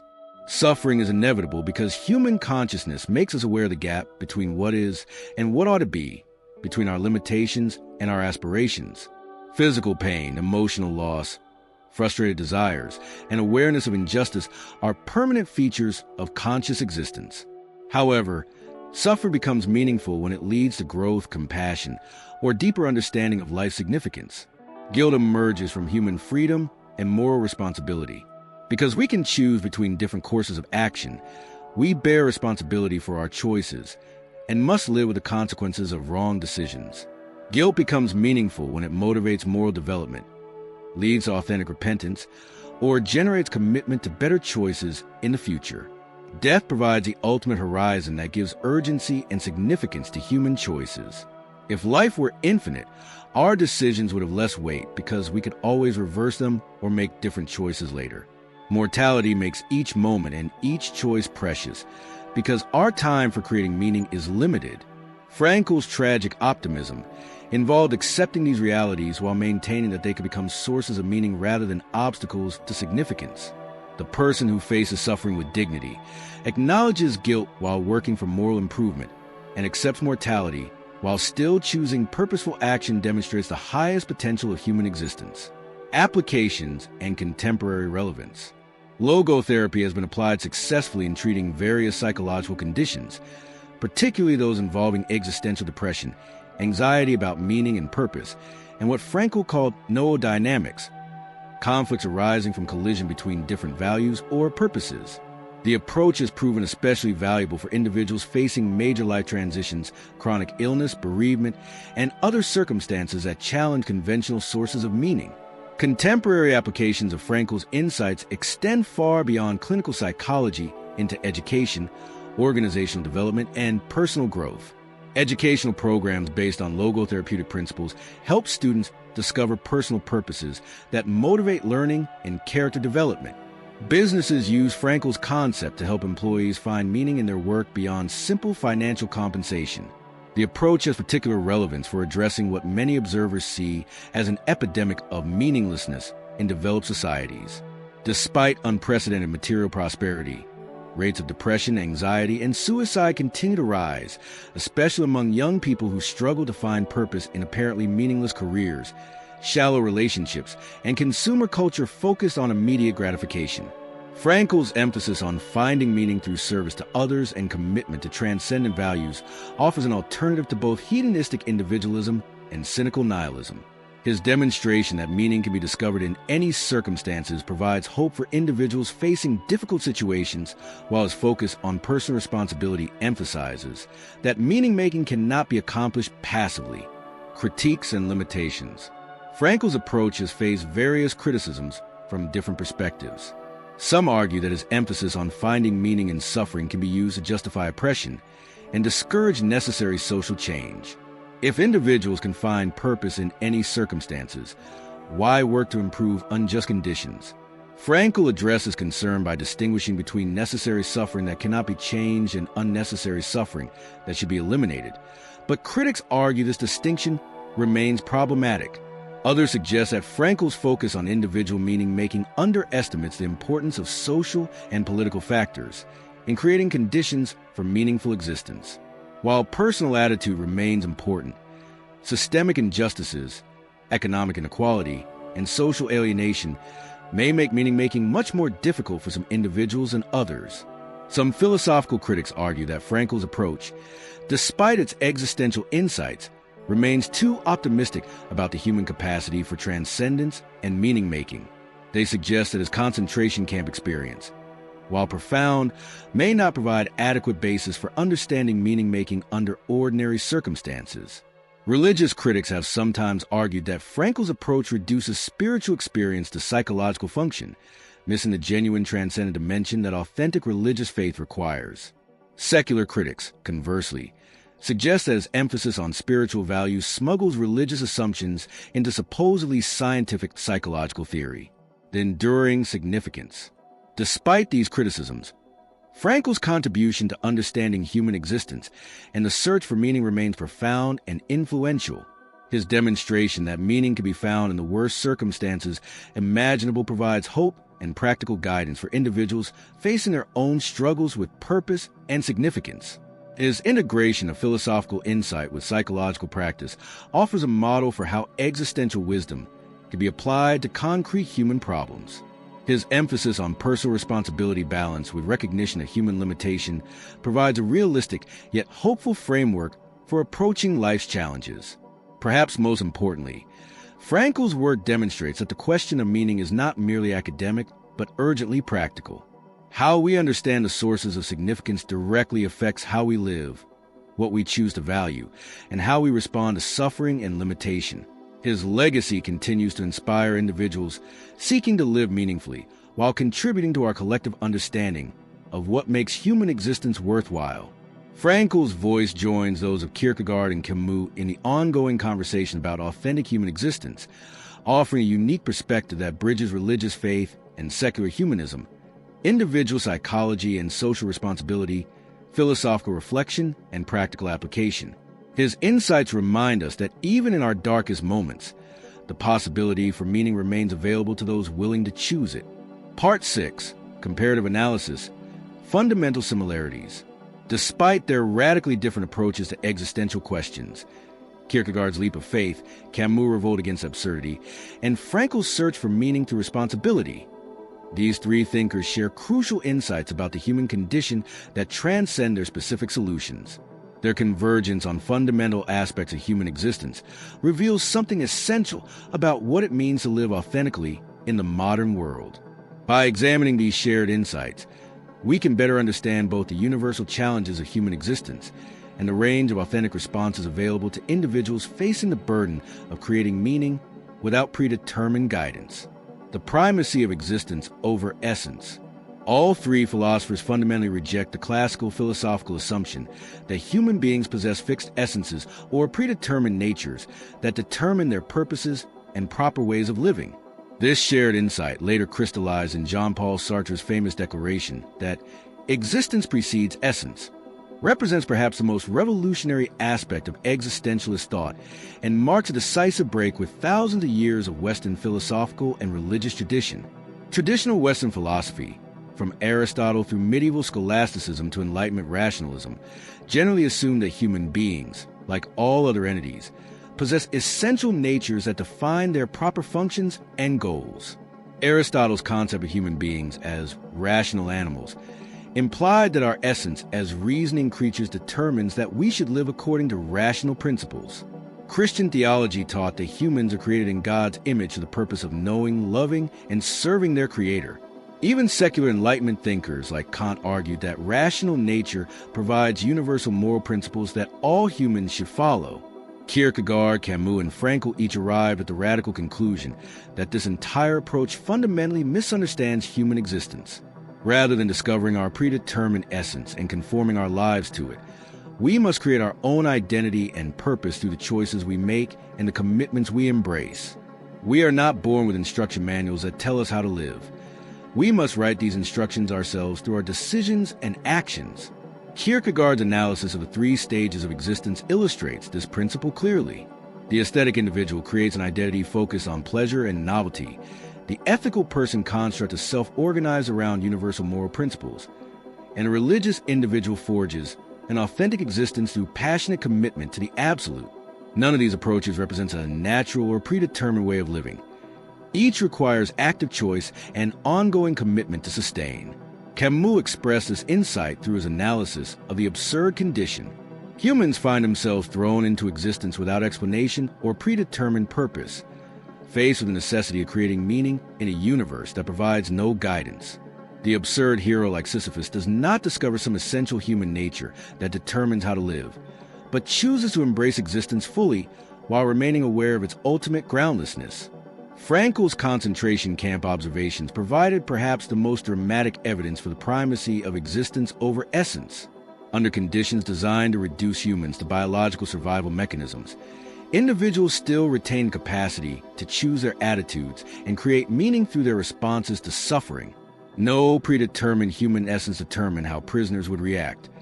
Some became brutalized while others maintained their humanity through conscious choice. This shared insight has profound implications for how we understand human freedom, responsibility, and authentic living.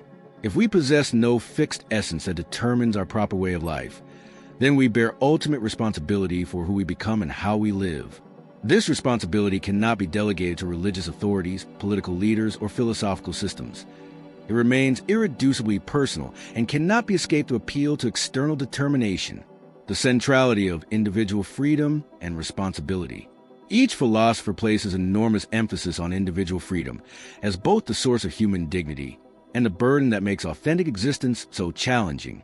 This freedom is not simply political liberty or the absence of external constraints, but a fundamental capacity for self-determination that defines human consciousness itself.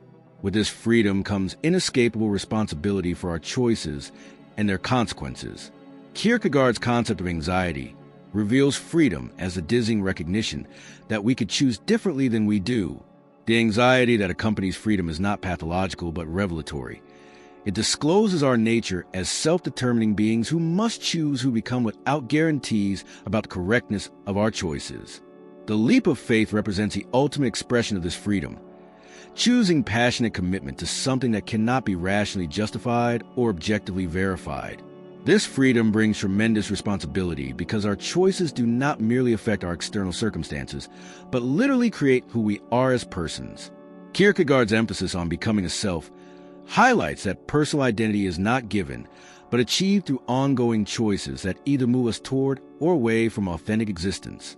We cannot blame our failures on external circumstances, inherited nature, or social conditioning. We must take responsibility for who we choose to become.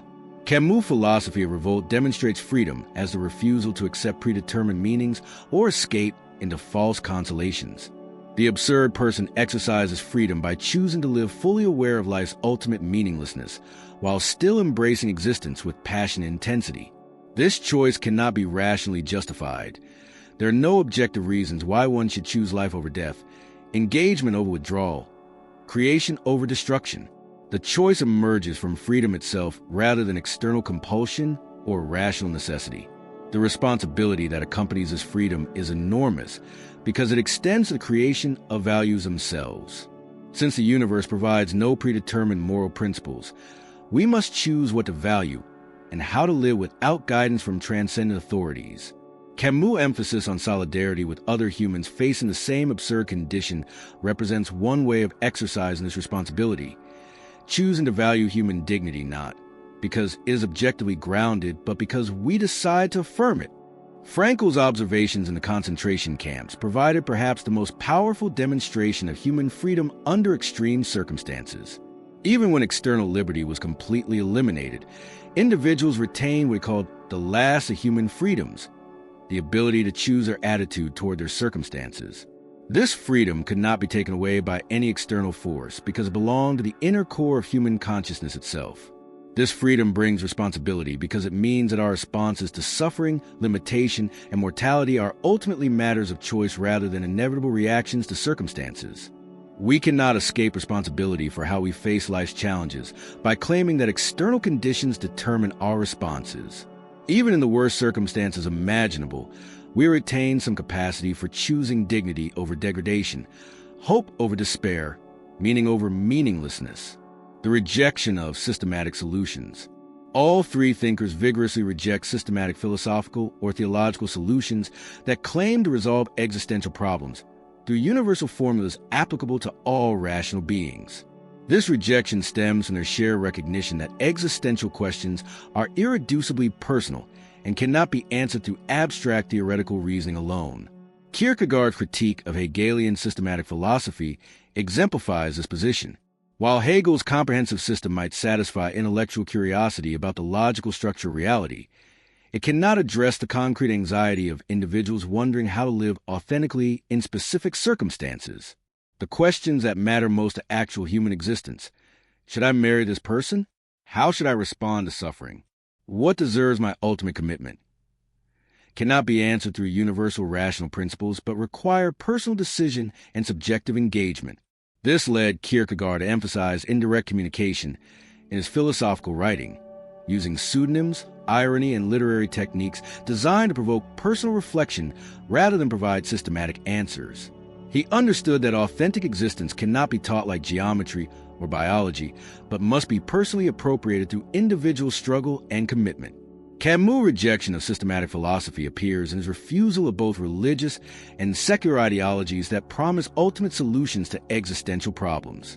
Whether through divine revelation, rational enlightenment, or historical progress, such systems represent what Camus called philosophical suicide, escape from the absurd condition rather than authentic confrontation with it. The absurd person must create their own responses to meaninglessness rather than adopting ready-made solutions provided by external authorities. This rejection extends to Camus' political philosophy, where he distinguished between a rebel who opposes specific injustices while maintaining awareness of human limitation, and the revolutionary who seeks total transformation of the human condition through systematic violence or radical social reconstruction. Revolutionary ideologies that promise perfect future societies represent systematic solutions that Camus viewed as dangerous escapes from the complexity and ambiguity of actual human existence. Frankl's approach, while more systematic than Kierkegaard or Camus, still emphasizes that meaning cannot be provided through universal formulas, but must be discovered by each individual in their specific circumstances. Logotherapy offers general frameworks for understanding how meaning can be found, but it cannot specify what particular purposes any individual should pursue. The three sources of meaning, creative, experiential, and attitudinal values, represent categories rather than prescribed solutions. This rejection of systematic solutions reflects these thinkers' shared recognition that human existence is characterized by what we might call existential particularity. Irreducibly personal character are the most important questions about how to live. While abstract reasoning can provide valuable insights, the ultimate decisions about meaning, commitment, and authentic existence must be made by individuals taking full responsibility for their choices, without guarantee that these choices are objectively correct. The personal nature of existential truth. Closely related to their rejection of systematic solutions is these philosophers' shared emphasis on the irreducibly personal nature of existential truth. Unlike scientific or mathematical truths that can be objectively verified and universally communicated, the most important truths about human existence must be personally appropriated through lived experience and subjective engagement. Kierkegaard's famous declaration that subjectivity is truth captures this insight most directly. He did not mean that all subjective beliefs are equally valid or that personal opinion creates truth out of nothing, but rather that certain truths about human existence can only be appropriated through passionate personal commitment. The truth about religious faith, authentic love, or genuine moral commitment cannot be learned through objective study, but must be lived through actual engagement with these realities. This means that philosophical reflection about existence differs fundamentally from scientific investigation of natural phenomena. While science aims for objective, universal knowledge that remains valid regardless of the personal characteristics of the knower, existential philosophy recognizes that the most important insights about human existence emerge from and apply to the concrete situations of particular individuals living in specific historical circumstances. Camus' emphasis on lived experience over abstract reasoning demonstrates similar recognition of existential truth's personal character. The absurd is not a theoretical problem to be solved through logical analysis, but a lived experience that confronts individuals in moment of crisis, disorientation, or profound questioning. The appropriate response to absurdity, revolt, passion, solidarity, cannot be deduced from universal principles, but must be chosen by individuals taking full responsibility for their decisions. Frankl's approach emphasizes that meaning cannot be given to individuals from external sources, but must be discovered through personal engagement with one's circumstances. While others can provide frameworks for understanding how meaning might be found, they cannot specify what particular purposes any individual should pursue.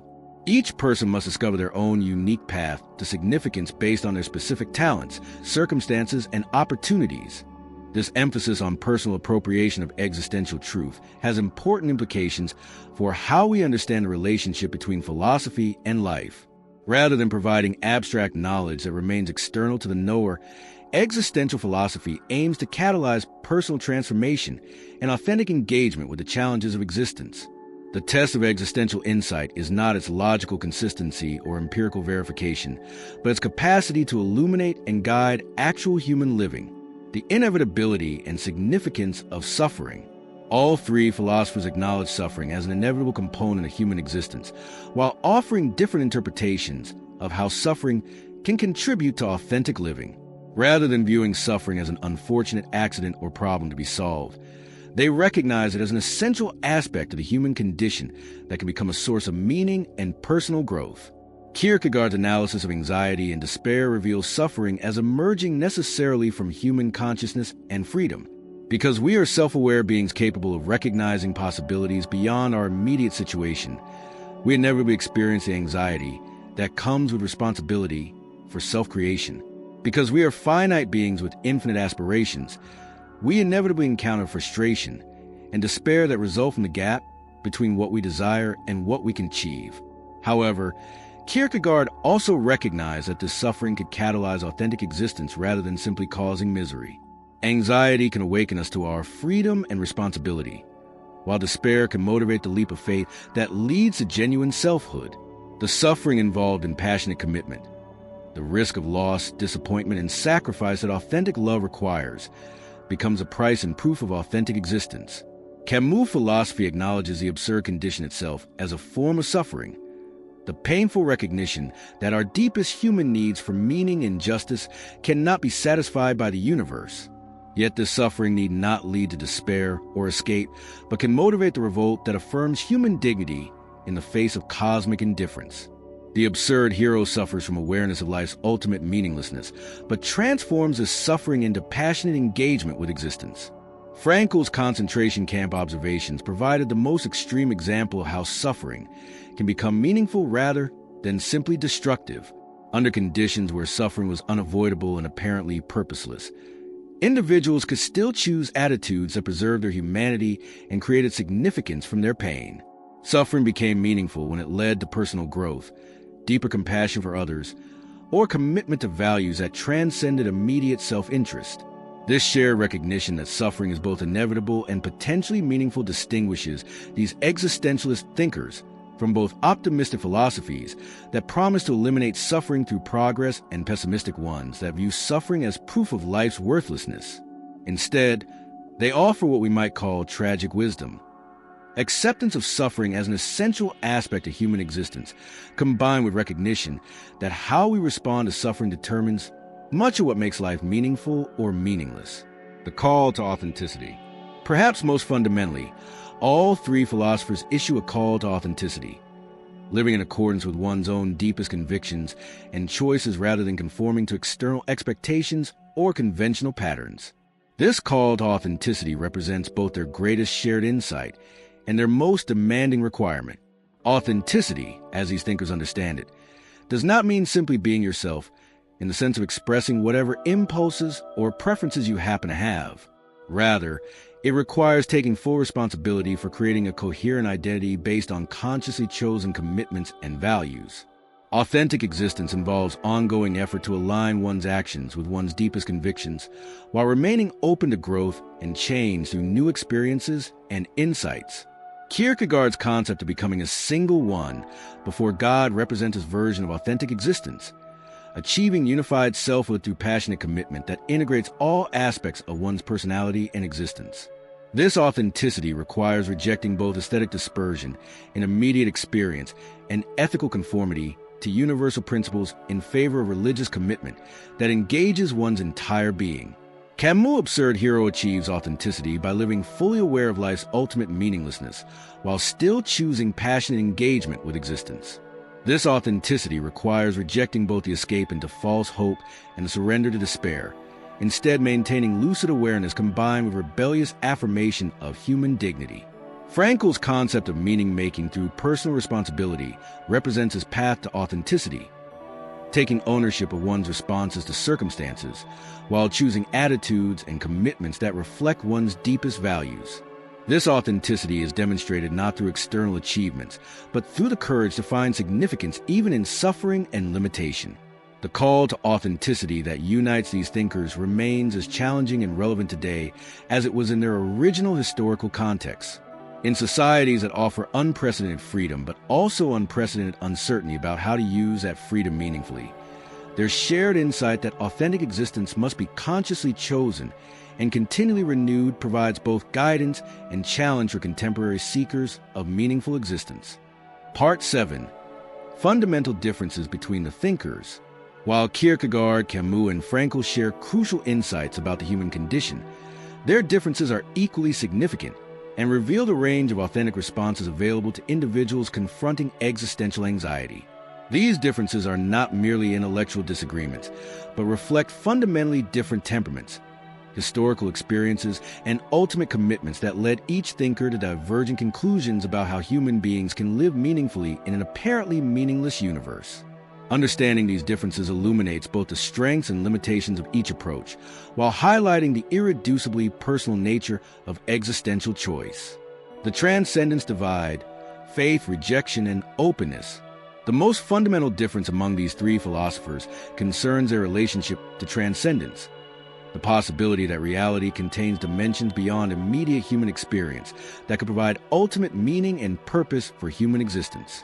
This difference shapes every aspect of their respective philosophies and represents perhaps the clearest way to distinguish their approaches to existential questions.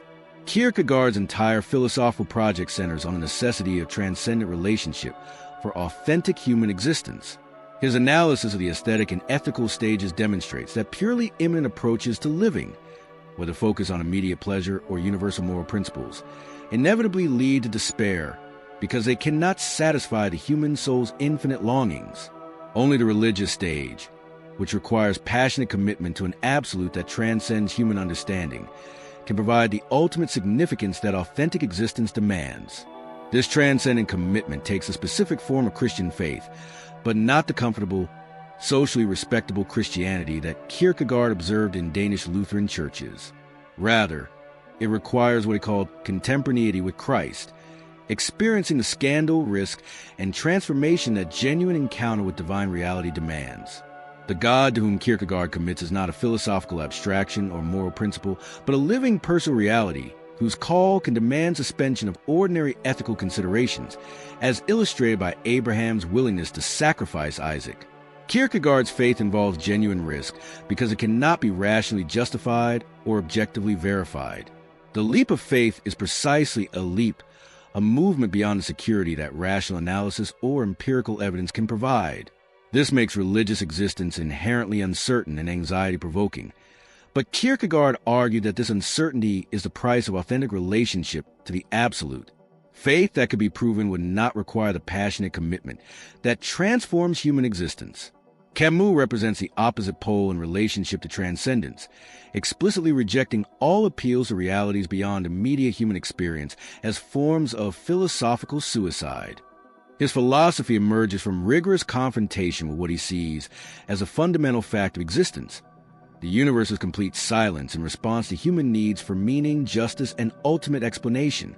Any attempt to escape this silence through religious faith, philosophical idealism, or political utopianism represents intellectual dishonesty and betrayal of human dignity. This rejection of transcendence is not casual skepticism, but principled refusal based on Camus' conviction that authentic human existence requires honest confrontation with reality as it appears to human consciousness. The absurd condition, the confrontation between human need for meaning and cosmic meaninglessness, can only be maintained if we resist the temptation to resolve attention to belief in transcendent realities that might provide ultimate answers. Camus' rejection extends to what he called horizontal transcendence, secular ideologies that locate ultimate meaning in historical progress, social revolution, or scientific advancement. Such systems promise transcendent significance through immanent processes, but Camus viewed them as equally false because they require faith in outcomes that cannot be guaranteed and purposes that cannot be objectively verified. The absurd hero must live without appeal, without hope for divine intervention, cosmic justice, or historical vindication. This radical rejection of transcendence makes Camus' philosophy perhaps the most difficult to sustain psychologically, but he argued it represents the only honest response to the human condition as we actually experience it. Frankl occupies a middle position between Kierkegaard's religious commitment and Camus' rejection of transcendence. His philosophy remains open to transcendent meaning, while focusing primarily on practical methods for discovering significance within concrete human circumstances. This openness reflects both his personal religious background and his professional commitment to therapeutic approaches that can help individuals regardless of their specific beliefs about ultimate questions. Frankl's concept of meaning differs from both Kierkegaardian faith and Camusian revolt in that it does not require definitive resolution of ultimate metaphysical questions. Individuals can find meaningful purposes to pursue, whether or not these purposes connect to transcendent realities. The businessman who dedicates himself to building a company that serves human needs, the artist who creates beauty for its own sake, and the believer who serves God can all discover authentic significance through their chosen commitments. This methodological agnosticism about ultimate questions allows Frankl's approach to speak to individuals across religious and philosophical differences, but critics argue it achieves this breadth by avoiding the deeper questions that Kierkegaard and Camus confront more directly. Frankl's emphasis on meaning-making through responsible choice may provide practical guidance, without addressing whether such meaning is ultimately grounded in reality or represents human projection onto an indifferent universe. Attitudes toward hope and despair. The three thinkers' different relationships to transcendence generate correspondingly different attitudes toward hope and despair, revealing another fundamental divide in their approaches to existential questions. These emotional orientations reflect not merely psychological preferences, but philosophical commitments about the ultimate structure of reality and the possibilities available to human existence. Kierkegaard's philosophy maintains a complex relationship to both hope and despair that reflects the tension inherent in religious existence. On one level, his analysis reveals despair as the inevitable condition of human existence apart from authentic relationship to God. The aesthetic individual experiences despair as boredom and meaninglessness, while the ethical person encounters despair in the recognition that universal moral principles cannot address the concrete challenges of individual existence. However, Kierkegaard views this despair as potentially redemptive because it can motivate the leap of faith that leads to authentic existence. Despair becomes a sickness unto death only when individuals refuse to acknowledge it honestly or seek to escape it through false solutions. When faced directly, despair can reveal the inadequacy of purely human approaches to meaning and open individuals to the possibility of transcendent relationship. The hope that emerges from Kierkegaardian faith is not optimism about human possibilities or confidence in inevitable progress, but trust in divine reality that transcends human understanding. This hope coexists with continued uncertainty and anxiety because faith never eliminates the risk involved in ultimate commitment. The believer hopes not because they possess guarantees about outcomes, but because they have chosen to trust in divine goodness despite the absence of complete understanding.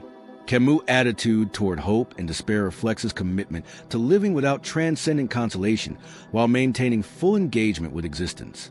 He explicitly rejects hope in the conventional sense, expectation that future developments will resolve present difficulties, or that human efforts serve ultimate purposes beyond themselves. Such hope represents escape from the absurd condition rather than authentic confrontation with it. However, Camus' rejection of hope does not lead to despair in the sense of passive resignation or withdrawal from engagement.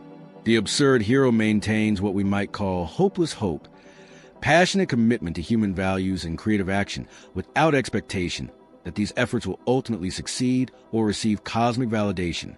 This stance requires tremendous psychological strength because it offers no consolation for suffering and no guarantee that human efforts matter in any ultimate sense.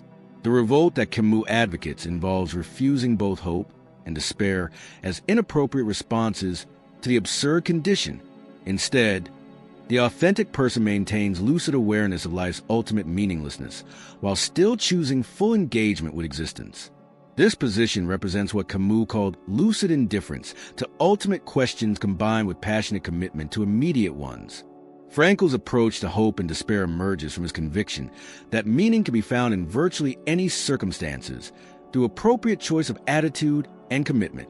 His tragic optimism acknowledges the inevitability of suffering, guilt, and death while maintaining that these realities can become sources of meaning rather than obstacles to significance. This optimism differs from both Kierkegaardian faith and simple secular progressivism in that it does not depend on beliefs about ultimate reality or expectations about future outcomes. Instead, it emerges from observed human capacity for finding significance through responsible engagement with whatever circumstances arise. The Holocaust survivor who helps others, the terminally ill patient who faces death with dignity, and the ordinary person who chooses meaningful work all demonstrate this tragic optimism through their responses to limitation and suffering. Frankl's hope is neither transcendent like Kierkegaard's nor rejected like Camus, but pragmatic, based on demonstrated human capacity for meaning-making rather than metaphysical beliefs about reality's ultimate structure. This approach offers psychological resources for maintaining engagement with life, without requiring resolution of ultimate questions about cosmic purpose or divine existence. Methodology, philosophical approaches, and practical applications. The three thinkers' different ultimate commitments generate correspondingly different methodological approaches to existential questions, reflecting not merely stylistic preferences, but fundamental disagreements about how philosophical insight relates to practical living, and whether existential wisdom can be systematically communicated or therapeutically applied. Kierkegaard developed perhaps the most sophisticated approach to what he called indirect communication, philosophical writing designed to provoke personal reflection and decision rather than convey systematic knowledge. His use of pseudonyms, irony, literary techniques, and deliberately paradoxical formulations aim to prevent readers from treating existential insights as objective information that can be passively received and intellectually mastered. This methodology reflects Kierkegaard's conviction that the most important truths about human existence cannot be communicated directly because they require personal appropriation through lived experience and subjective commitment. Authentic existence cannot be taught like geometry or history, but must be personally discovered through individual struggle with concrete existential challenges. Kierkegaard's approach deliberately frustrates readers seeking clear answers or systematic guidance, instead forcing them to confront their own responsibility for making ultimate choices without external validation. His philosophical writings function more like spiritual exercises designed to catalyze transformation than theoretical treatises intended to convey information. This makes his work permanently challenging and relevant, but also difficult to apply practically or therapeutically. Camus adopted a more direct literary and philosophical approach that nevertheless shared Kierkegaard's suspicion of systematic solutions to existential problems. His novels, particularly The Stranger and The Plague, illustrate absurd existence through concrete characters and situations rather than abstract analysis. His philosophical essays like The Myth of Sisyphus and The Rebel present coherent arguments while avoiding the comprehensiveness and closure that systematic philosophy typically claims. This methodology reflects Camus' conviction that existential insights must emerge from honest confrontation with lived experience rather than theoretical speculation. His approach aims to clarify the absurd condition and explore possible responses without prescribing specific solutions or claiming to resolve ultimate questions definitively. Readers are left to decide for themselves whether to embrace the revolt against absurdity that Camus advocates. Camus' literary works prove particularly effective at communicating existential insights because they allow readers to experience absurd situations imaginatively rather than simply understanding them intellectually. Characters like Massault and The Stranger embody different responses to meaninglessness, enabling readers to explore possibilities for authentic existence through narrative engagement.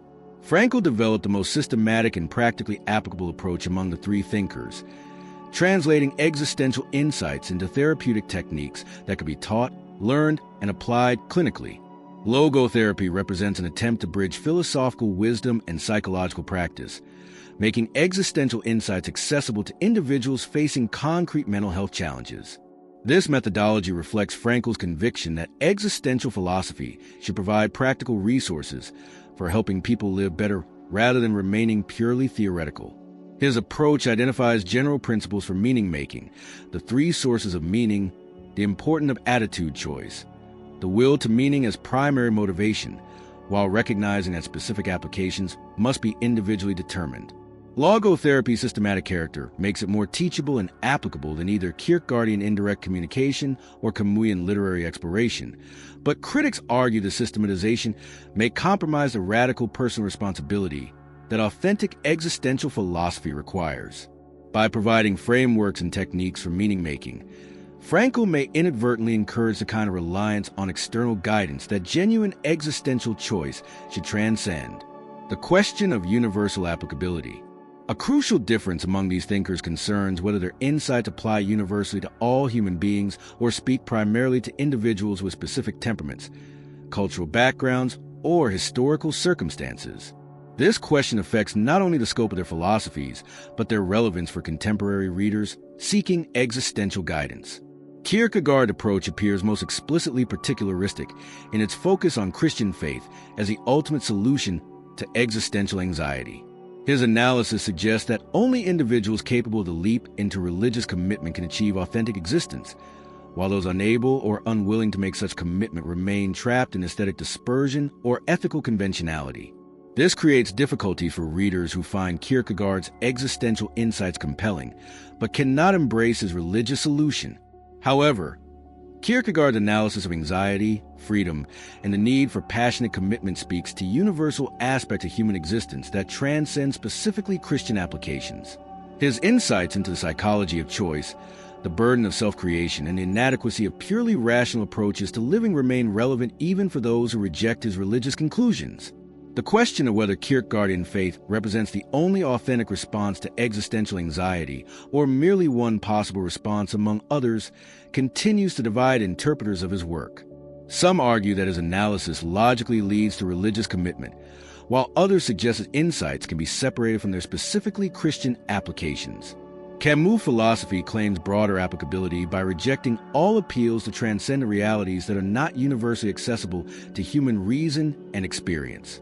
His analysis of the absurd condition and the revolt against meaninglessness purports to address the fundamental structure of human existence rather than particular concerns of specific religious or cultural traditions. This universalistic approach makes Camus' insights more immediately accessible to readers from diverse backgrounds. But critics argue that his emphasis on revolt and refusal of transcendence may reflect specifically European, secular, intellectual temperament rather than universal human experience. Individuals from traditional cultures that maintain strong religious or communal sources of meaning may find Camus' absurd hero less compelling than those facing modern conditions of alienation and uncertainty. Frankl's approach achieves the broadest applicability by focusing on meaning-making processes rather than specific sources of meaning. His therapeutic methodology can be applied across religious, cultural, and philosophical differences because it addresses universal human needs for purpose and significance without prescribing particular contents for meaningful living. This methodological universalism allows logotherapy to help individuals regardless of their specific beliefs about ultimate questions, but may achieve this breadth by avoiding the deeper metaphysical and religious issues that Kierkegaard and Camus confront more directly. Frankl's focus on practical meaning-making may provide tools for living without addressing whether such meaning reflects genuine insight into reality's structure or represents necessary human illusion. Emotional registers and existential moods. The three philosophers embody and evoke different emotional responses to existential challenges, reflecting not merely personal temperamental differences, but philosophical commitments about appropriate attitudes toward the human condition. These emotional registers significantly affect how readers experience and apply their insights. Kierkegaard wrote with intense passion, irony, and emotional urgency that reflects the high stakes he saw in existential choice. His analysis of anxiety, despair, and the leap of faith conveys the psychological drama involved in authentic existence, while his use of irony prevents readers from becoming too comfortable with any particular formulation of truth.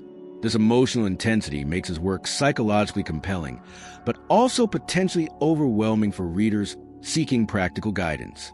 Camus maintained a tone of heroic defiance combined with Mediterranean sensuality that reflects his commitment to passionate engagement despite cosmic meaninglessness. His descriptions of absurd existence convey both the weight of ultimate questions and the possibility of finding joy in struggle itself. This emotional register appeals particularly to readers who combine intellectual honesty about life's difficulties with determination to embrace existence fully. Frankl's tone reflects pragmatic hope rooted in observed human resilience rather than metaphysical beliefs about reality's ultimate nature. His writing conveys confidence in human capacity for meaning-making while acknowledging the genuine difficulties that individuals face in discovering purpose. This emotional register proves especially effective for therapeutic applications and appeals to readers seeking practical wisdom rather than philosophical profundity.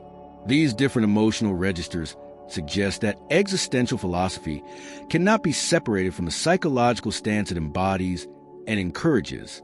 Each approach not only analyzes the human condition, but models a particular way of responding to existential challenges, making the choice among them as much emotional and temperamental as intellectual. The persistence of these different approaches suggests that no single response to existential anxiety proves universally satisfying, and that individuals may need different philosophical resources at different stages of their lives or in different circumstances. Understanding both the similarities and differences among these approaches provides broader perspective on a range of authentic possibilities for confronting the fundamental challenges of human existence. Part 8. Contemporary Applications and Relevance. The philosophical insights of Kierkegaard, Camus, and Frankl, developed in response to the existential crises of the 19th and 20th centuries, have proven remarkably prescient for understanding contemporary challenges to meaning and authentic existence. Far from being historical curiosities, their analyses of anxiety, absurdity, and meaning-making speak directly to the psychological, social, and spiritual predicaments facing individuals in the 21st century. As traditional sources of meaning continue to erode and new forms of alienation emerge through technological advancement and social fragmentation, these existential thinkers provide essential resources for navigating modern life with authenticity and purpose. Mental health and the modern crisis of meaning. Contemporary mental health statistics reveal an epidemic of anxiety, depression, and suicide that appears paradoxical given unprecedented levels of material prosperity, technological advancement, and individual freedom in developed societies. This paradox becomes comprehensible when viewed through existential lenses that distinguish between external conditions and inner meaning structures. The same forces that have created material abundance, secularization, individualism, technological rationalization, have simultaneously undermined traditional sources of purpose and significance. Kierkegaard's analysis of anxiety as a fundamental human condition proves remarkably relevant for understanding contemporary psychological struggles. His insight that anxiety emerges not from external threats, but from consciousness of freedom and responsibility, helps explain why anxiety disorders have proliferated precisely in societies that offer the greatest range of choices and opportunities. The dizziness of freedom that Kierkegaard described manifests today in what psychologists call choice overload, the psychological paralysis that can result from having too many options without clear criteria for choosing among them. Modern therapeutic approaches increasingly recognize that many psychological symptoms stem from what Frankl called existential vacuum, rather than classical neurotic conflicts. Clients struggling with chronic depression often report not specific traumas or clear symptom patterns, but pervasive feelings that their lives lack purpose or significance. Traditional cognitive behavioral therapies that focus on changing thought patterns may provide temporary relief without addressing underlying questions about meaning and direction that drive psychological distress. Logotherapy's emphasis on helping individuals discover personal sources of meaning has proven particularly effective in treating what Frankl termed existential depression, psychological suffering that emerges from inability to find sufficient purpose in one's existence. This approach recognizes that mental health involves more than symptom management or emotional regulation. It requires engagement with fundamental questions about what makes life worth living. Contemporary applications of logotherapeutic principles help clients identify their unique sources of meaning through the three categories Frankl developed: creative values, what we contribute to the world; experiential values, what we receive from life; and attitudinal values, our chosen responses to unavoidable circumstances. This framework provides practical tools for meaning-making while respecting individual differences in what constitutes meaningful existence. Camus philosophy offers resources for individuals who cannot embrace traditional sources of meaning but refuse to surrender to nihilistic despair. His concept of revolt, choosing engagement over withdrawal despite life's ultimate absurdity, provides a framework for maintaining psychological health without relying on transcendent beliefs or optimistic illusions. The absurd hero who chooses passionate involvement while remaining aware of cosmic meaninglessness offers a model for authentic living that speaks particularly to intellectually honest individuals facing contemporary forms of meaninglessness. Technology, social media, and authentic existence. The digital revolution has created new forms of alienation and inauthenticity that existential philosophy helps illuminate and address. Social media platforms, despite promising connection and community, often generate precisely the kind of dispersed, aesthetic existence that Kierkegaard identified as a barrier to authentic selfhood. The constant seeking of novel experiences, immediate gratification, and external validation through likes, shares, and comments reflects what Kierkegaard called the aesthetic stage of existence, living entirely for immediate pleasure and stimulation while avoiding the sustained commitment that genuine selfhood requires. The phenomenon of social media comparison illustrates Kierkegaardian insights about conformity and the crowd. Individuals present curated versions of their lives designed to generate social approval, gradually losing touch with their authentic desires, values, and experiences. The resulting psychological distress, anxiety about online image, depression from unfavorable comparisons, addiction to digital validation, reflects what Kierkegaard saw as the inevitable consequences of seeking identity through external recognition rather than inner development. Digital technology also creates new forms of what Camus might recognize as absurd existence. The constant connectivity that smartphones provide generates an illusion of meaningful engagement, while often producing precisely the opposite: scattered attention, superficial relationships, and chronic distraction from present moment experience.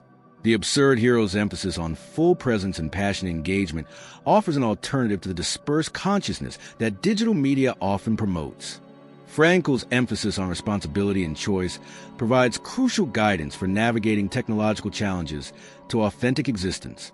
While technology presents unprecedented opportunities for distraction and escape from existential responsibility, it also offers new possibilities for creative expression, meaningful connection, and service to others. The key lies in conscious choice about how to engage with digital tools rather than passive consumption of whatever content algorithms provide. Contemporary applications might involve what we could call digital logotherapy, helping individuals identify meaningful purposes for their online engagement rather than simply consuming content or seeking social validation. This might include using social media platforms for creative expression, educational sharing, or genuine community building rather than passive entertainment or status competition. Career and work in the age of meaninglessness. Traditional career structures that once provided clear pathways to meaning and identity have largely dissolved in contemporary economies characterized by rapid change, job insecurity, and a decline of long-term employment relationships. Many individuals find themselves in what anthropologist David Graeber termed bullshit jobs, employment that provides financial security but lacks obvious social value or personal meaning. This situation creates existential challenges that existential philosophy is uniquely equipped to address. Kierkegaard's analysis of the ethical stage of existence illuminates the limitations of seeking meaning primarily through professional achievement or social contribution. While ethical engagement with one's career represents an advance over purely aesthetic approaches to work, treating jobs merely as sources of income or personal advancement, it cannot provide ultimate significance because universal principles cannot address the particular circumstances and unique gifts that define individual existence. The contemporary purpose-driven career movement, while well-intentioned, sometimes reflects what Kierkegaard might recognize as ethical stage thinking, assuming that meaning can be found through conformity to universal principles about social good or environmental responsibility. Authentic career development requires moving beyond such external validation to discover work that expresses one's deepest commitments and capacities, even when such work cannot be justified through universal moral principles. Camus philosophy offers resources for individuals trapped in meaningless employment who cannot immediately change their circumstances. The absurd worker can maintain dignity and authenticity by choosing full engagement with their tasks while remaining aware that such engagement serves no ultimate cosmic purpose. This approach avoids both the despair that comes from recognizing work's ultimate meaninglessness and the self-deception involved in inflating routine tasks with grandiose significance. Frankl's 3 sources of meaning provide practical frameworks for finding significance in any work situation. Creative values can be realized through excellence, innovation, or service regardless of the specific nature of one's tasks. Experiential values might involve appreciation for colleagues, learning opportunities, or aesthetic aspects of one's work environment. Most importantly, attitudinal values allow individuals to find meaning through their chosen responses to workplace challenges, treating difficulties as opportunities for personal growth and character development. Contemporary career counseling increasingly incorporates existential principles by helping clients identify authentic sources of meaning rather than simply matching skills to job requirements or optimizing financial outcomes. This approach recognizes that career satisfaction depends as much on existential fit, alignment between work and personal values, purposes, and identity, as on practical considerations like salary or advancement opportunities. Relationships in love and fragmented societies. Contemporary relationship patterns reflect broader existential challenges facing modern individuals. The decline of traditional institutions like marriage, extended family, and stable communities has created greater freedom in forming relationships, but also greater responsibility for creating meaningful connections without institutional support or clear cultural guidelines. Dating apps and hookup culture often reflect aesthetic approaches to relationship, seeking novelty, immediate gratification, and variety, while avoiding commitment and vulnerability that authentic love requires. Kierkegaard's analysis of romantic love versus authentic commitment provides crucial insights for navigating contemporary relationship challenges. His distinction between aesthetic attraction and ethical commitment, and ultimately between both of these and religious love, offers a framework for understanding different levels of relationship depth and significance. Authentic relationship requires what Kierkegaard called repetition, choosing to commit to another person through ongoing decision rather than relying on initial feelings or attractions that inevitably change over time. This insight proves particularly relevant in addressing contemporary relationship anxiety and the paradox of choice that many individuals experience in dating. The awareness that numerous alternatives always exist, made vivid through online dating platforms, can prevent the kind of decisive commitment that authentic relationship requires. Kierkegaardian wisdom suggests that meaningful relationships emerge not from finding the perfect partner, but from choosing to love imperfect individuals through sustained commitment and mutual growth. Camus' philosophy addresses relationship challenges from a different angle, emphasizing solidarity based on shared human condition rather than romantic idealization or institutional obligation. His concept of authentic relationship emerges from recognition that all individuals face the same fundamental challenges of mortality, uncertainty, and the need to create meaning without cosmic guidance. This solidarity can provide a foundation for relationships that neither demands perfection nor promises eternal significance, but chooses mutual support and companionship in facing life's challenges. Frankl's approach to relationship emphasizes how love can become a source of meaning through what he called experiential values, the capacity to appreciate another person's unique worth, to find joy in their flourishing, and to discover significance through caring for their welfare represents one of the most accessible forms of meaning-making available to human beings. This understanding of love as meaning-creating activity, rather than simply emotional experience, provides resources for maintaining relationships through difficult periods when feelings may be absent or conflicted. Contemporary relationship counseling increasingly incorporates existential principles by helping couples identify shared sources of meaning and develop commitment based on conscious choice rather than solely emotional attraction or social convention. This approach recognizes that lasting relationships require ongoing decisions to value the other person and the relationship itself, treating both as sources of significance rather than simply means to personal fulfillment. Education and personal development. Educational systems designed for industrial societies increasingly struggle to prepare individuals for lives that will require constant adaptation, creative problem-solving, and self-directed learning. Traditional educational approaches that emphasize information transfer and skill acquisition often fail to address deeper questions about purpose, values, and authentic self-development that determine whether individuals can navigate rapid social change with resilience and direction. Existential philosophy offers valuable resources for educational reform by emphasizing the development of authentic selfhood alongside academic and professional competencies. Kierkegaard's insights into the process of becoming a self suggest that education should help students discover their unique capacities, values, and purposes rather than simply conforming to external expectations or standardized outcomes. This approach might involve what we could call existential education, pedagogical methods that encourage students to engage with fundamental questions about meaning, identity, and authentic living while developing critical thinking and creative problem-solving capabilities. Such education would help students understand themselves as self-creating beings responsible for choosing their own directions rather than passive recipients of predetermined curricula. Camus' emphasis on revolt and critical questioning provides educational resources for developing intellectual independence and resistance to conformity pressures that can prevent authentic development. Educational approaches inspired by Camus might emphasize critical analysis of social assumptions, creative expression that challenges conventional thinking, and engagement with questions that have no predetermined answers.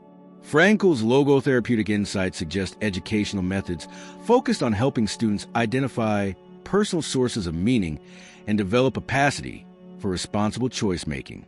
This might involve experiential learning opportunities that allow students to discover their own values through real-world engagement, reflection exercises that help clarify personal purposes and goals, and character development programs that emphasize the choice of attitude as a source of meaning and resilience. Contemporary educational innovations increasingly incorporate existential principles through programs that emphasize social-emotional learning, character development, and preparation for lifelong meaning-making rather than simply academic achievement or career preparation. Political engagement and social responsibility. The existential thinker's insights prove particularly relevant for understanding contemporary political challenges and developing authentic forms of civic engagement. Traditional political ideologies increasingly fail to address complex global challenges, while populist movements often exploit existential anxiety through promises of simple solutions to complex problems. Kierkegaard's critique of the crowd and emphasis on individual responsibility provides resources for maintaining authentic political engagement without losing oneself in mass movements or ideological conformity. His insight that truth becomes subjective suggests that meaningful political action must emerge from personal conviction and commitment rather than simply following party lines or popular opinion. Camus' distinction between the rebel and the revolutionary offers particularly valuable guidance for contemporary political engagement. The rebel opposes specific injustices while maintaining awareness of human limitation and the impossibility of perfect solutions. This stance allows for passionate political engagement without the fanaticism that often accompanies revolutionary movements promising total social transformation. Frankl's emphasis on responsibility and meaning-making provides frameworks for political engagement based on service to purposes larger than oneself rather than simply partisan loyalty or ideological commitment. His insight suggests that authentic political action emerges from recognition of one's unique opportunities to contribute to human welfare rather than abstract adherence to political principles. These existential approaches to politics emphasize personal responsibility, critical thinking, and commitment to human dignity, while maintaining realistic awareness of political limitations and the dangers of utopian thinking. They offer resources for meaningful civic engagement in an era when traditional political categories increasingly fail to address contemporary challenges, while extremist movements exploit existential anxiety for destructive purposes. The continued relevance of Kierkegaard, Camus, and Frankl for contemporary challenges demonstrates that existential philosophy addresses perennial aspects of human existence that transcend specific historical circumstances. Their insights into anxiety, authenticity, meaning, and responsibility provide essential resources for navigating the unique challenges of modern life while maintaining dignity, purpose, and genuine human connection.